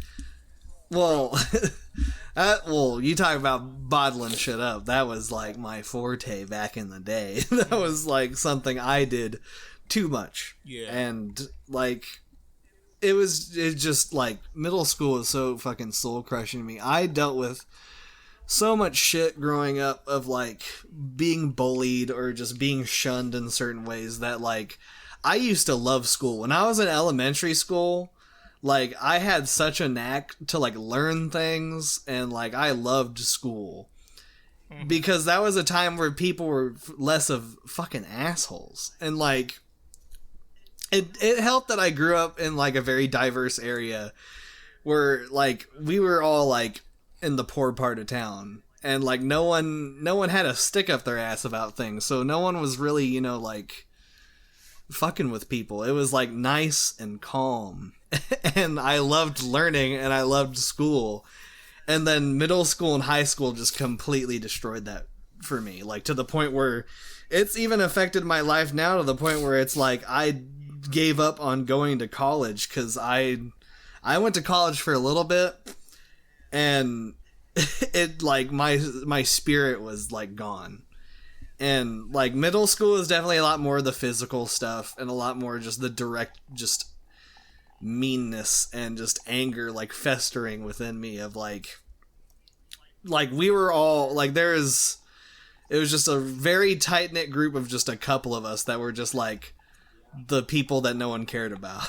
And like I remember dealing with like so much of that stuff just in middle school alone, of just like being constantly like I got like bullied like it was a fucking movie. I remember one day in like PE, I got fucking pantsed in front of everyone in the locker room. Damn. And like I fucking broke down and cried. And I told the fucking teacher about it and they didn't do shit. And that was like where I really started getting angry at like school and like the prospect of going every day. And I was really like I can relate on that one. Like with my baldy cuts, like bro, people would literally like smack my head like every day. Like people would make a game out of smacking my head. Bro, everybody just loves smacking the back of niggas' heads when they got a baldy, and it's like I don't know, that it builds something in you, cause like even if you don't do it, when you see a bald head when you grow up now, like something in your head says that's a smackable ass head. Nowadays, it's like it's conditioned. Like nowadays, it's like light though. Like people, it's like a light tap. But like back in the day with me, like people would fucking like try to kill me with that shit. Like bro, they fucking like sledgehammer DDT my fucking head or some shit, bro. Like, they load that shit back up from Jupiter, dog. Like, what's wrong with you, bro? But yeah, like middle school, middle school fucking sucked. I feel you on that one, bro. Just yeah, like that was when people were so goddamn mean about things because no one had started growing up yet, and this kind of continued into high school. The high school I went to, I had a good chunk of people from the middle school I went to also go to that high school, and I just like it was less direct bullying and more of just the sadness of having people leave you. Because I remember a couple of the kids I went to middle school with, they became popular. They were like way more popular. They were good looking. They were like smart. They were funny, and they got like popular. And like, I just kind of stayed exactly where I was at. And just I remember losing people that way of just like they would be too busy for stuff, or like they would be too wrapped up in other things where like we didn't get the chance to really spend time together anymore. And like part of that is just part of growing up, but at the same time it doesn't make it any less painful of like losing people you care about that way, where it just felt like they're leaving you, and that was something I dealt with a lot in high school, of just like having a lot of the people I knew just kind of drift away and feeling more alone because of that. And that was like where a lot less of the physical stuff happened. I like, because in high school at least somewhat people grow up past that of like being fucking stupid and like hurting people physically, but then it became a lot more like the mental stuff, of like that was like where my mental health like definitely tanked. Yeah, high school is a mental where thing. I learned like a mental game. And that was where I learned stuff about that was when I was probably at one of the lowest points of my life, was like junior year. And that was where I learned I had anxiety and depression. And it was such a strenuous period of my life where I felt alone in so many ways and like struggling in so many ways and didn't really feel like anyone was there for me. And I think that's where I definitely felt like an outcast, and I had people to talk to, and it was like a small enough school where pretty much everyone in like the class would kind of know each other. And by class I mean year, would kind of know each other at least on some level. But there was still just that like nagging sensation of like knowing that people were just only kind of like talking to you because you're like in the same class, or like people wanted stuff from you. Yeah, like I definitely get that vibe. Like people only talk to me because I was in the fucking same class with them. It happened inevitably. I never felt like I had real connections with them. Yeah, the same. Yeah, Sorry. No, I was gonna say like the same thing here.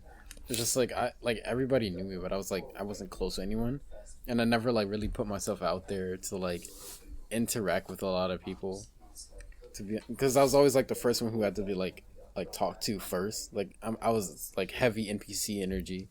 Like I just wouldn't say anything until someone like spoke to me.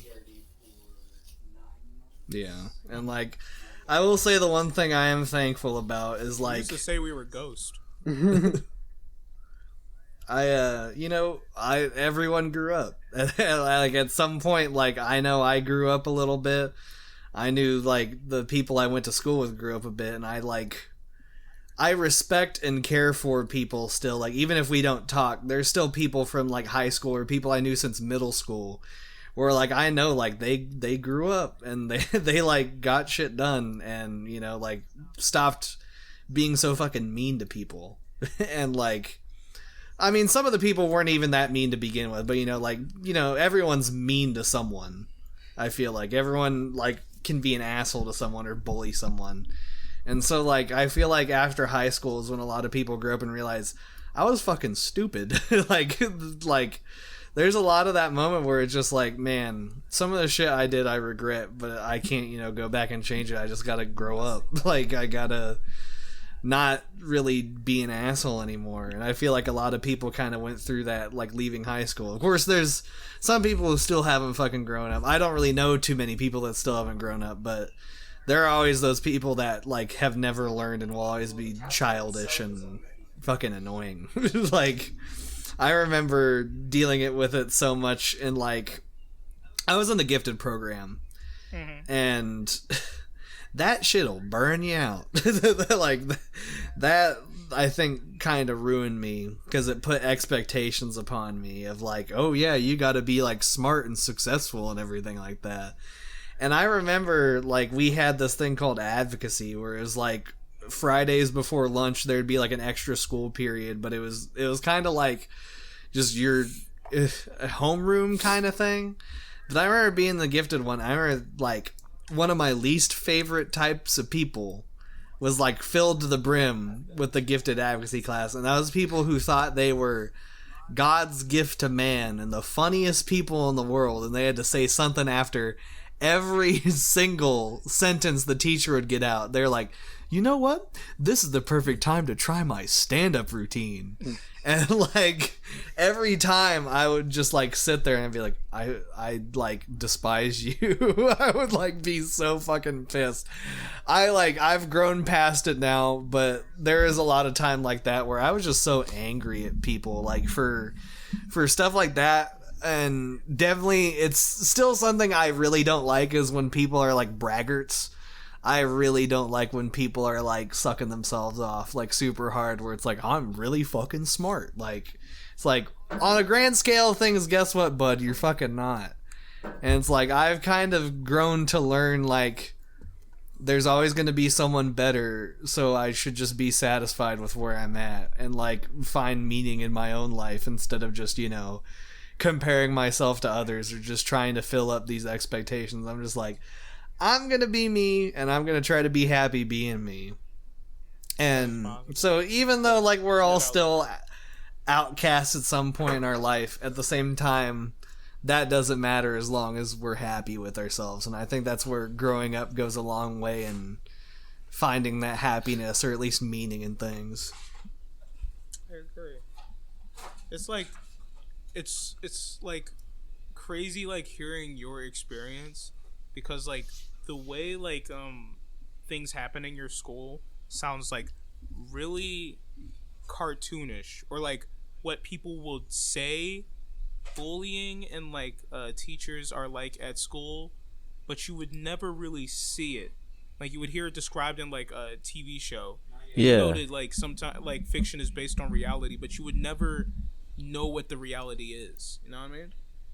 And then like I hear that from you, and I'm just like, I just can't believe it. Yeah, not yet. You know, but like, of course it is true. It happened. It's just fucked up. You know what I mean? But it is good to like hear you come out on top, because like I think the thing that like really like the thing I really want to come from this conversation is that like being an outcast doesn't mean you have to like continue being on the sidelines, you know? Like just because like you've been benched don't mean you gotta stay on the bench. You know what I mean? You don't gotta continue warming that shit. You can like get up and play your own game. You know what I mean? Mm-hmm. You can start your like if they don't like if you're at, like in a fucking lineup for like the football team, and like they picking everybody besides you, and like they don't end up picking you. Fuck that. You can like go get your own homies and start your own game. You know what I mean? And that's what we're doing here. That's the big thing. That's what Outcasted is. We're starting our own game. Team. Yeah. We wanna like we are the big cheese. We're the big Kahuna. we wanna like let people know this is what I've always wanted. I've said it in our previous podcast. Like the biggest thing I want to do is like find the people that feel like me, feel like us.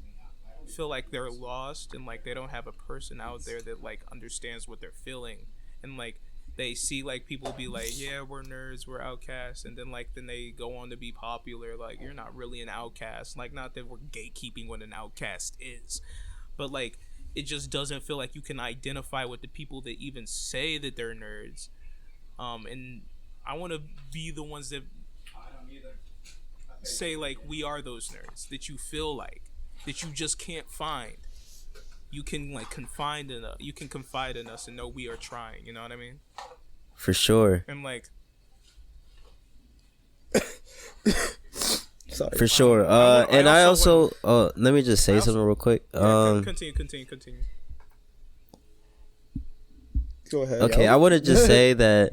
I'm sorry.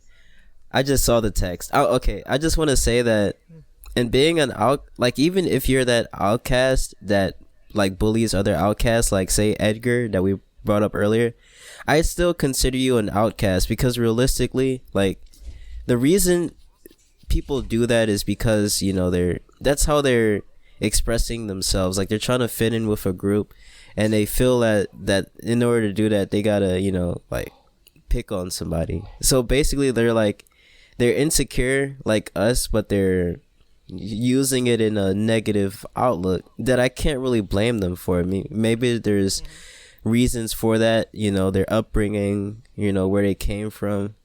Who knows? So I accept you guys too. If you look back in your past and you're like, oh, I've done that before.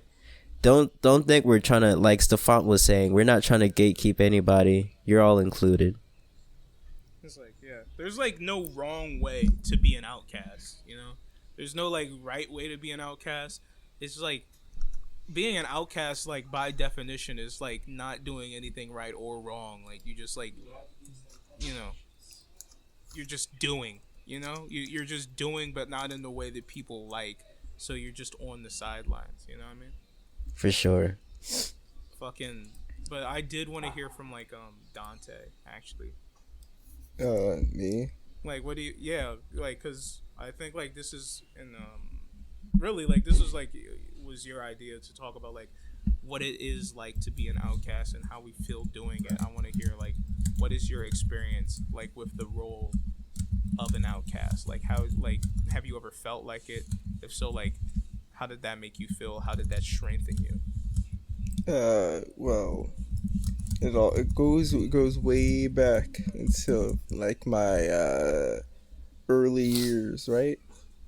Yeah, I've always been, not a part of the group, So instead of like beating myself down and feeling horrible about it all the time, I like adapted, and I would like join up with other people who weren't also not a part of the group, Mm-hmm.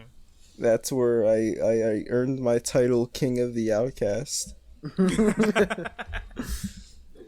It's like that. It's like that Gumball episode, like King of the Rejects or whatever. I would assemble, like what I did with you guys. I assembled people who didn't fit in into one group, and then like this is our group now. Like I found like Stefan first. There was Samara was a part of it. Makai, Joseph, like you all of you guys know each other because like I introduced you all to each other. Yeah. Joseph is, or not Joseph, Dante's like the one who found us and gathered us all together. Like I'm like Nick Fury and shit. I was just about to say that. Yeah, I was gonna say Nick Fury. Like we're a hive mind. Yeah. Like I show up at like your house in the darkness and I'm like, so you were bullied at a young age, huh? Yeah. Well, I got a group just for you. I'm starting a project. I'm assembling a group of individuals. Are you interested in a team of outcasts? Quite like yourself. How did you and I meet? Samara was passing out like was like, hey, let me get everyone's kick. And then we were next to each other, so I gave you my kick, and then I texted you one day, and I was like, "Who the fuck is this?" And then we became friends. And then y'all started kissing and cuddling. You were like, "Who's this?" And I was like, "Oh, you added me." Hey, shout out to Samara. She was like if you're like the king, she's like the queen of outcasts. Cause like how many outcasted girls do we know? Like, I mean, actually, damn. Probably. I just thought about a couple as soon as I said that, to be honest. Shout out to Shania, too. Shout out Shania. She talked to everybody in this group except for me. And me. It's very obvious. And me. And me. So what you're basically saying, she only talks to me. L has plus a dedicated ratio. friendship with Shania. But like, we shouldn't even say her name. No, just censor it, bro. She popular. She doesn't. We've been said her name before. She good. She popular. Anyway, but like, I don't. Were you? Wait, did you just make the question I asked you into a joke, nigga? Which one? Like, have you ever felt like an outcast? Yeah, every single day, bro. I be waking up like, damn, nobody understands me, like a 2014 emo. I be I understanding, kinda.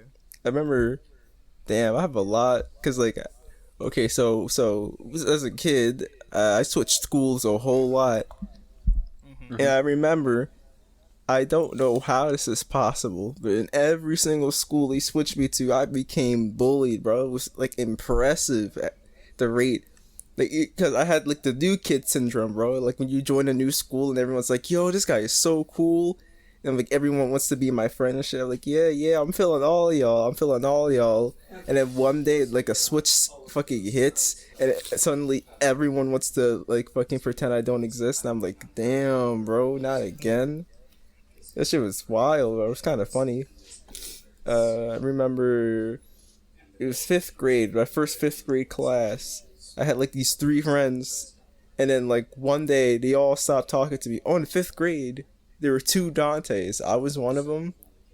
They called me Dante C, and the other one got to be just called Dante, which was Man, which was kind of dicky. Okay, wow, the dicky and crazy. Dicky comes in all sizes, bro. I remember we were playing the cookie jar game. Who took the cookie out the cookie jar? And if somebody said Dante, and I was so happy to feel included, but they weren't talking about me. It's not funny, but like you put an accent on it. It is kind of funny. I grew. I remember, and then I was like, eventually I was like, you know what? This is normal, I guess, for me specifically.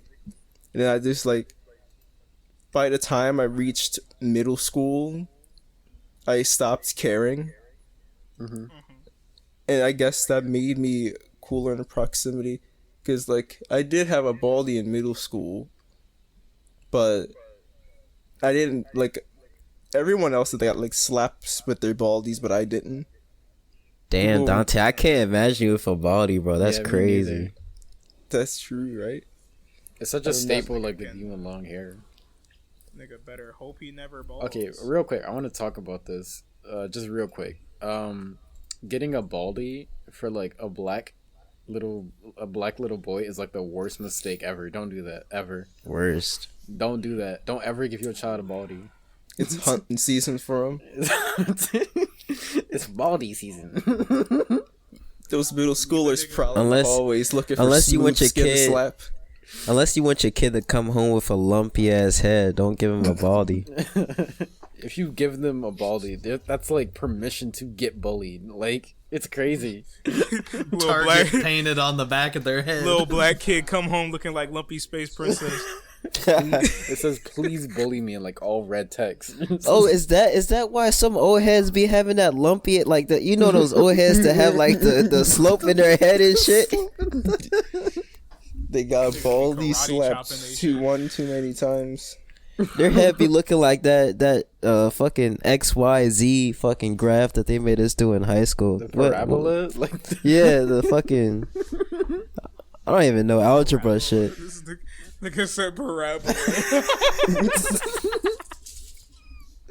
Alright, continue, Dante. Continue. Dante? If you don't got nothing else to say, we can move on. Dante? Our nigga Dante died. I feel like Dante got a lot to say, man. Dante would have a lot to say. Is he good? That baldy struck fear in a nigga's heart, bro. Well, I think it's okay if we have this discussion here. I mean, actually, yeah. Should we make a part 2? I mean, this is always going to be like something that we can talk about. Like, we can talk about this extensively every like episode. What I want to do, right, is like I want to start making content that can, because like I want to reach people that feel like they have been left out by society, you know. I want like people that feel like they're weird or the weirdos to like have a place where they can reside and feel like they're being heard.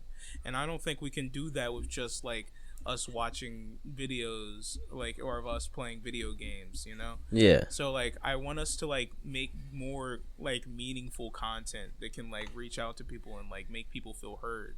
Like maybe like listening to our viewers, respond to questions, all of that, because I really want us to get in like into like actually giving back to our community and helping people, you know. Right. That's because we can sit here and talk about how we feel like outcast and left on the sidelines all day, but then that's just like us whining to each other. And like of course people can like feel heard and feel seen in that type of content, but of course at a certain point you're just listening to a bunch of kids whine that they felt sad in their childhood and they had a bad time growing up. And of course that's true. Maybe we could but you know, bring value. not helping anyone. Maybe we could bring value into it. I don't know how we could do it, but just like things that we'd probably do differently. I don't know, cuz that's what we did for our first podcast when we like talked about how we were struggling in college. And we did have like a bit where we tried to give like what advice I'd give to myself in that situation. I think we could do a bit of that too, like a bit of introspective look, because I think talking about it does help people out there, because people don't really talk about this a lot, you know. Like, I mean, I'm sure there's some YouTubers, I mean, there's some celebrities out there that talk about their like rough childhoods, but like I don't see it talked a lot, you know. Like who do you know that talks about this on a daily basis, you know? Yeah, people like make a point to mention it, mention how like kids are like left out, and like there are kids out there that don't feel complete, they fit in the world. I could have like even went into even more detail with me, like how like for a long time and even now still I don't feel like I fit in with my family, and like how I can't like talk to my parents properly. Like I still don't know, like I love my mom, don't get me wrong, I love my father. I have no idea how to talk to them.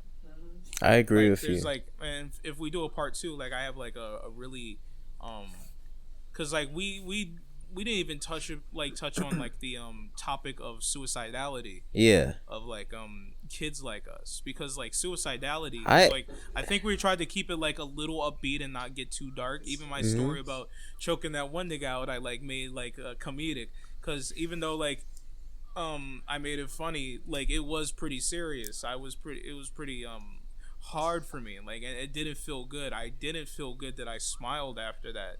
Like I scared myself when I went home. I felt so bad, and I was worried that like I actually hurt him.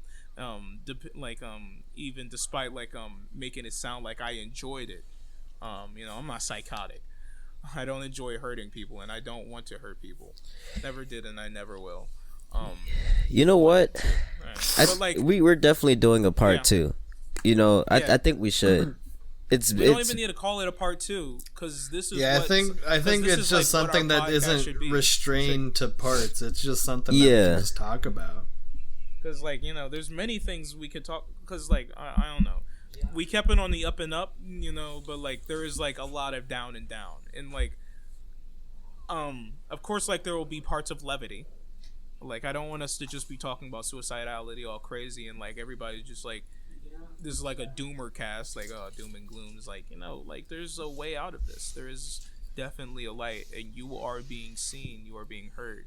And like as soon as like we get like a bigger listening base, like more people to listen in and talk to us, I want us to like to set up an email where like people can send in their stories about how they like felt like an outcast, and like we can read those on the at the request of the viewer. We can read those on the podcast, and we can like give advice and talk about like the issues that like even people like that are just like us go through, because like people probably went through worse, people probably went through the same, people probably went through lesser, but still want to talk about how hard it was for them, you know what I mean? Yeah, it should no one should ever devalue someone else's suffering. Yeah, it doesn't matter if it was just like it was light suffering, or if it was very big gruesome suffering. It doesn't matter like the scale of the trauma that you faced. What matters is how it affected you, and if it affected you in any way, then it matters. You know, exactly. Like even if you just think back about it sometimes and like you feel a little bit sad, you don't even cry. It just makes you like feel sad. It still matters, and like your experience matters. How you feel matters. You shouldn't like let anyone tell you that it doesn't. Like exactly. You know, just because you hear like someone else like gets bullied and like probably like gets taken advantage of gets robbed by like bullies every day, and like your thing was just kind of basic because like people were just calling you like a really mean name or like just calling you gay, and then you cried in your big mansion. That big person's problem, like where they're getting robbed, isn't even it matters just as much as that. That's what I'm trying to say. It matters just as much, even if like you're just getting name called and you feel bad about it. You know what I mean? Yes, sir. I just want people to feel like I just want people to feel like they matter. Because they do, and you do. If you're listening to this, you do matter, and we care about you. Indeed. So I believe that we should wrap it up. You know, I really enjoyed having this conversation. You're right. I could do a lightning round. I'm so sorry. But this was such a great podcast, and I really enjoyed it. You know, and I can't wait for to hear Makai's and Dante's bits, because I know those are gonna go ham as well. And all of Stefan said, like, that's basically like why we're doing this. We're trying to like reach you guys, like even the people who are going through this right now. It may feel like you're alone, but trust me, you aren't. Like all of us right here, we've all gone through similar paths, and we're here as a friend group. And that's honestly being friends, like meeting Stefan, Dante, Makai. Those were the reasons why that got me through high school. Like honestly, I would have never known what would have come of me if I didn't meet them. Because like pre them, I was over here fighting to fit in because all the people around me fit in. T fit in with the crowd. My cousin D fit in with the crowd. I was just there like struggling to fit in, and that on itself was probably going to destroy me. So that's my gratitude there to you guys. I'm glad to have you guys in my life too. Glad to have you guys. Engage. And I wouldn't want it any other way. I know our friendship is going to be strong as well. I can already tell just by how I interact with you. I already know we're going to go to the fucking moon together. So I'm grateful that I've met you as well through Stefan. I appreciate it. I feel the same way to all you guys. Like, our friendship is an NFT, and we are going to the moon. We're going to the fucking moon. Yeah, we're not doing that part. I might have to get off before that. Let's go. But, all my apes gone. That being said, make sure you click the link in the description so you can see our NFT links. Make sure you invest in our cryptocurrency, Outcoin. Our outcasted cryptocurrency. No, what if that's the actual coin? You guys don't invest into that shit. The You Matter coin. Bro, who knows? They be naming these coins random shit nowadays. We literally talked about earlier why that shit was ruining graphics cards and like supply. We're causing the apocalypse to happen. And like our cryptocurrency is the one that breaks the camel's dick. Like Soon enough, we're gonna be in that soup line. They're gonna be like, we only got enough for 15 people. Dante's gonna walk away with his goddamn orange juice, and we're gonna have nothing. All right, hold on. All so right. we're gonna do a little lightning round of like what's up, and what's new. I just wanna start with this. Big Time Rush released a new single. Oh my god, baby! I don't know what it sounds like. I forgot. I definitely listened to it. I just forgot what it sounds like. But they're back. They're back, babe. How can you say they're back when they never left? You're right. It's probably all deeper now. Our video belongs to Viacom now. Thanks, guys.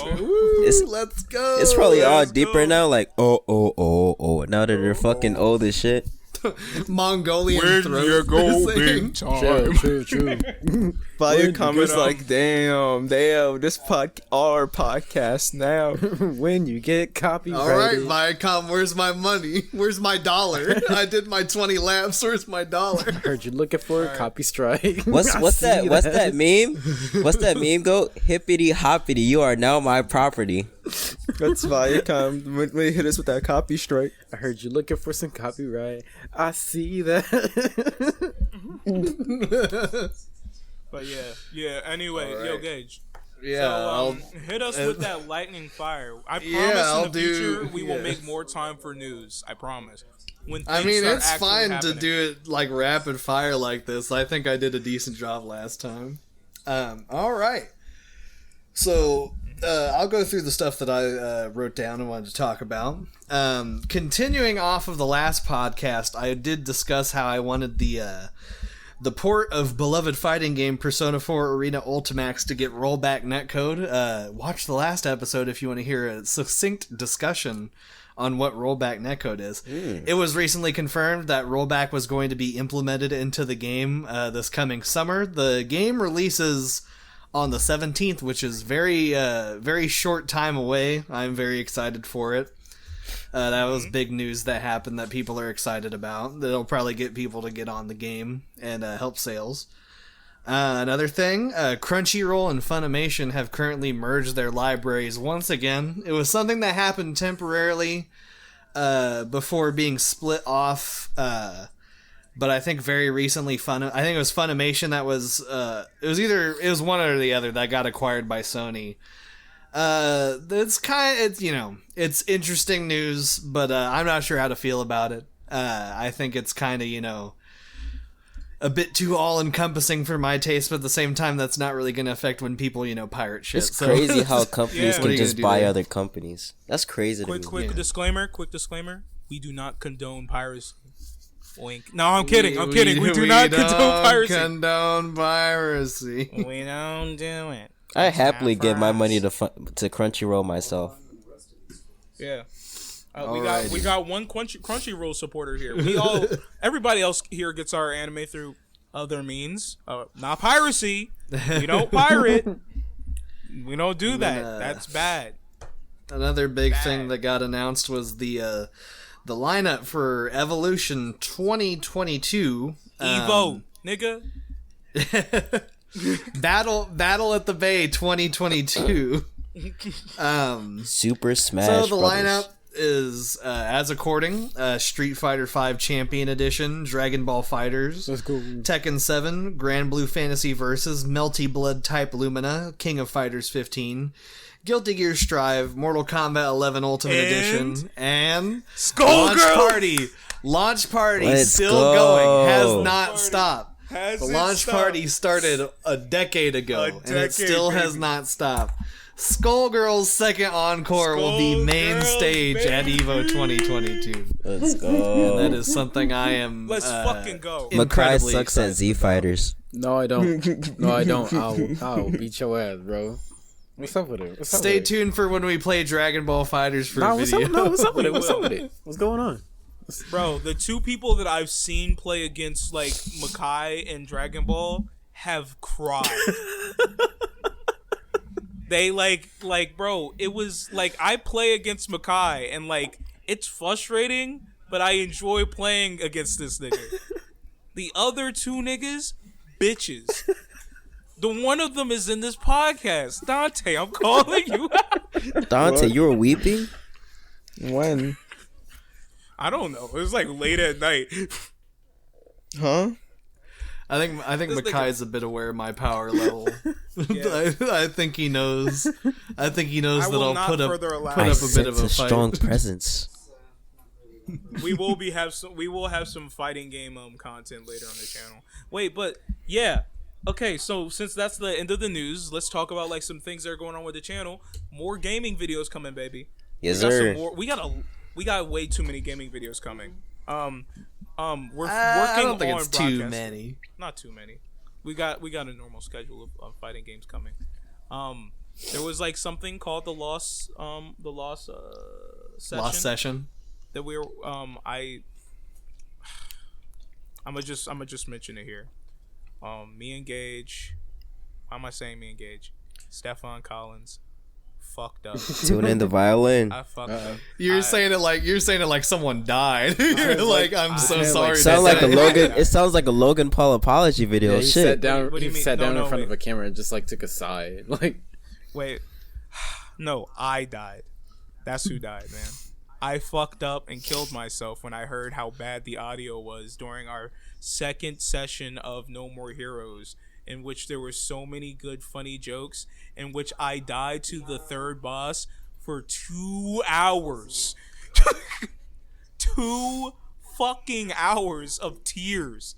And then I listened to the audio, and I'm just like, fuck me. The story of our life. That happens a lot, audience. Bro, like, it's just muffled, bro. Hold on, wait. Can I replicate it? I just sound like this. Yo, man, this is really good, actually. This is a good ass game. Yeah, and I was talking like this the entire time. Bro, I don't know if that got. I turned my mic all the way down. I heard that. But yeah, it was tragic. It's very tragic. I clasped my hands together. Never in my 20 years of teaching has a substitute ever left a note this bad. but yeah, we have recorded a new session. New episodes are coming soon. I defeated the boss pretty easy on my second try, which is actually the first try, because y'all don't even know about the lost session. Y'all didn't make it to the end of this episode. Fuck y'all. We also got. Can I say what the other session was? Nah. Let's keep that on the. All back. right. We got some other content coming because I'm forcing the other boys here to make some more content. He held us at gunpoint. I'm holding them at gunpoint because I'm like, these niggas not DMing each other, being like, y'all want to record something? I can barely get this nigga Dante to respond to my text messages. Yeah. It's funny because it's not funny. But yeah, we got that coming. We're working on some broadcaster videos. I said this last week, but we actually are this time. No we got cap. a schedule going. We're Stefan and I did a practice run. We did some practice runs. We're getting the schedule together. I think we got the schedule down locked for the podcast, and yeah. I think that's it. I think that's the end of the podcast, right, guys? I think we're pretty good here. Yeah. We're pretty good. You know, I think we're gonna sign off now. You know. Hey, if you stayed this whole 2 hours, you're a real one, man. Yeah. Hey, guys, I've been all smiles. I'm sitting here with Dante, Gagethan, That's me. protector of the sword, Kamihamikai, When are you gonna use my real name? and JoJo. And that has been Outcasted. Thanks for watching. Thanks for listening. If you liked it, leave a comment, leave a subscription, ring the bell, tell a friend about it, tell your family, tell your mom, tell your dying grandmother. Oh. And we will see. Shut up!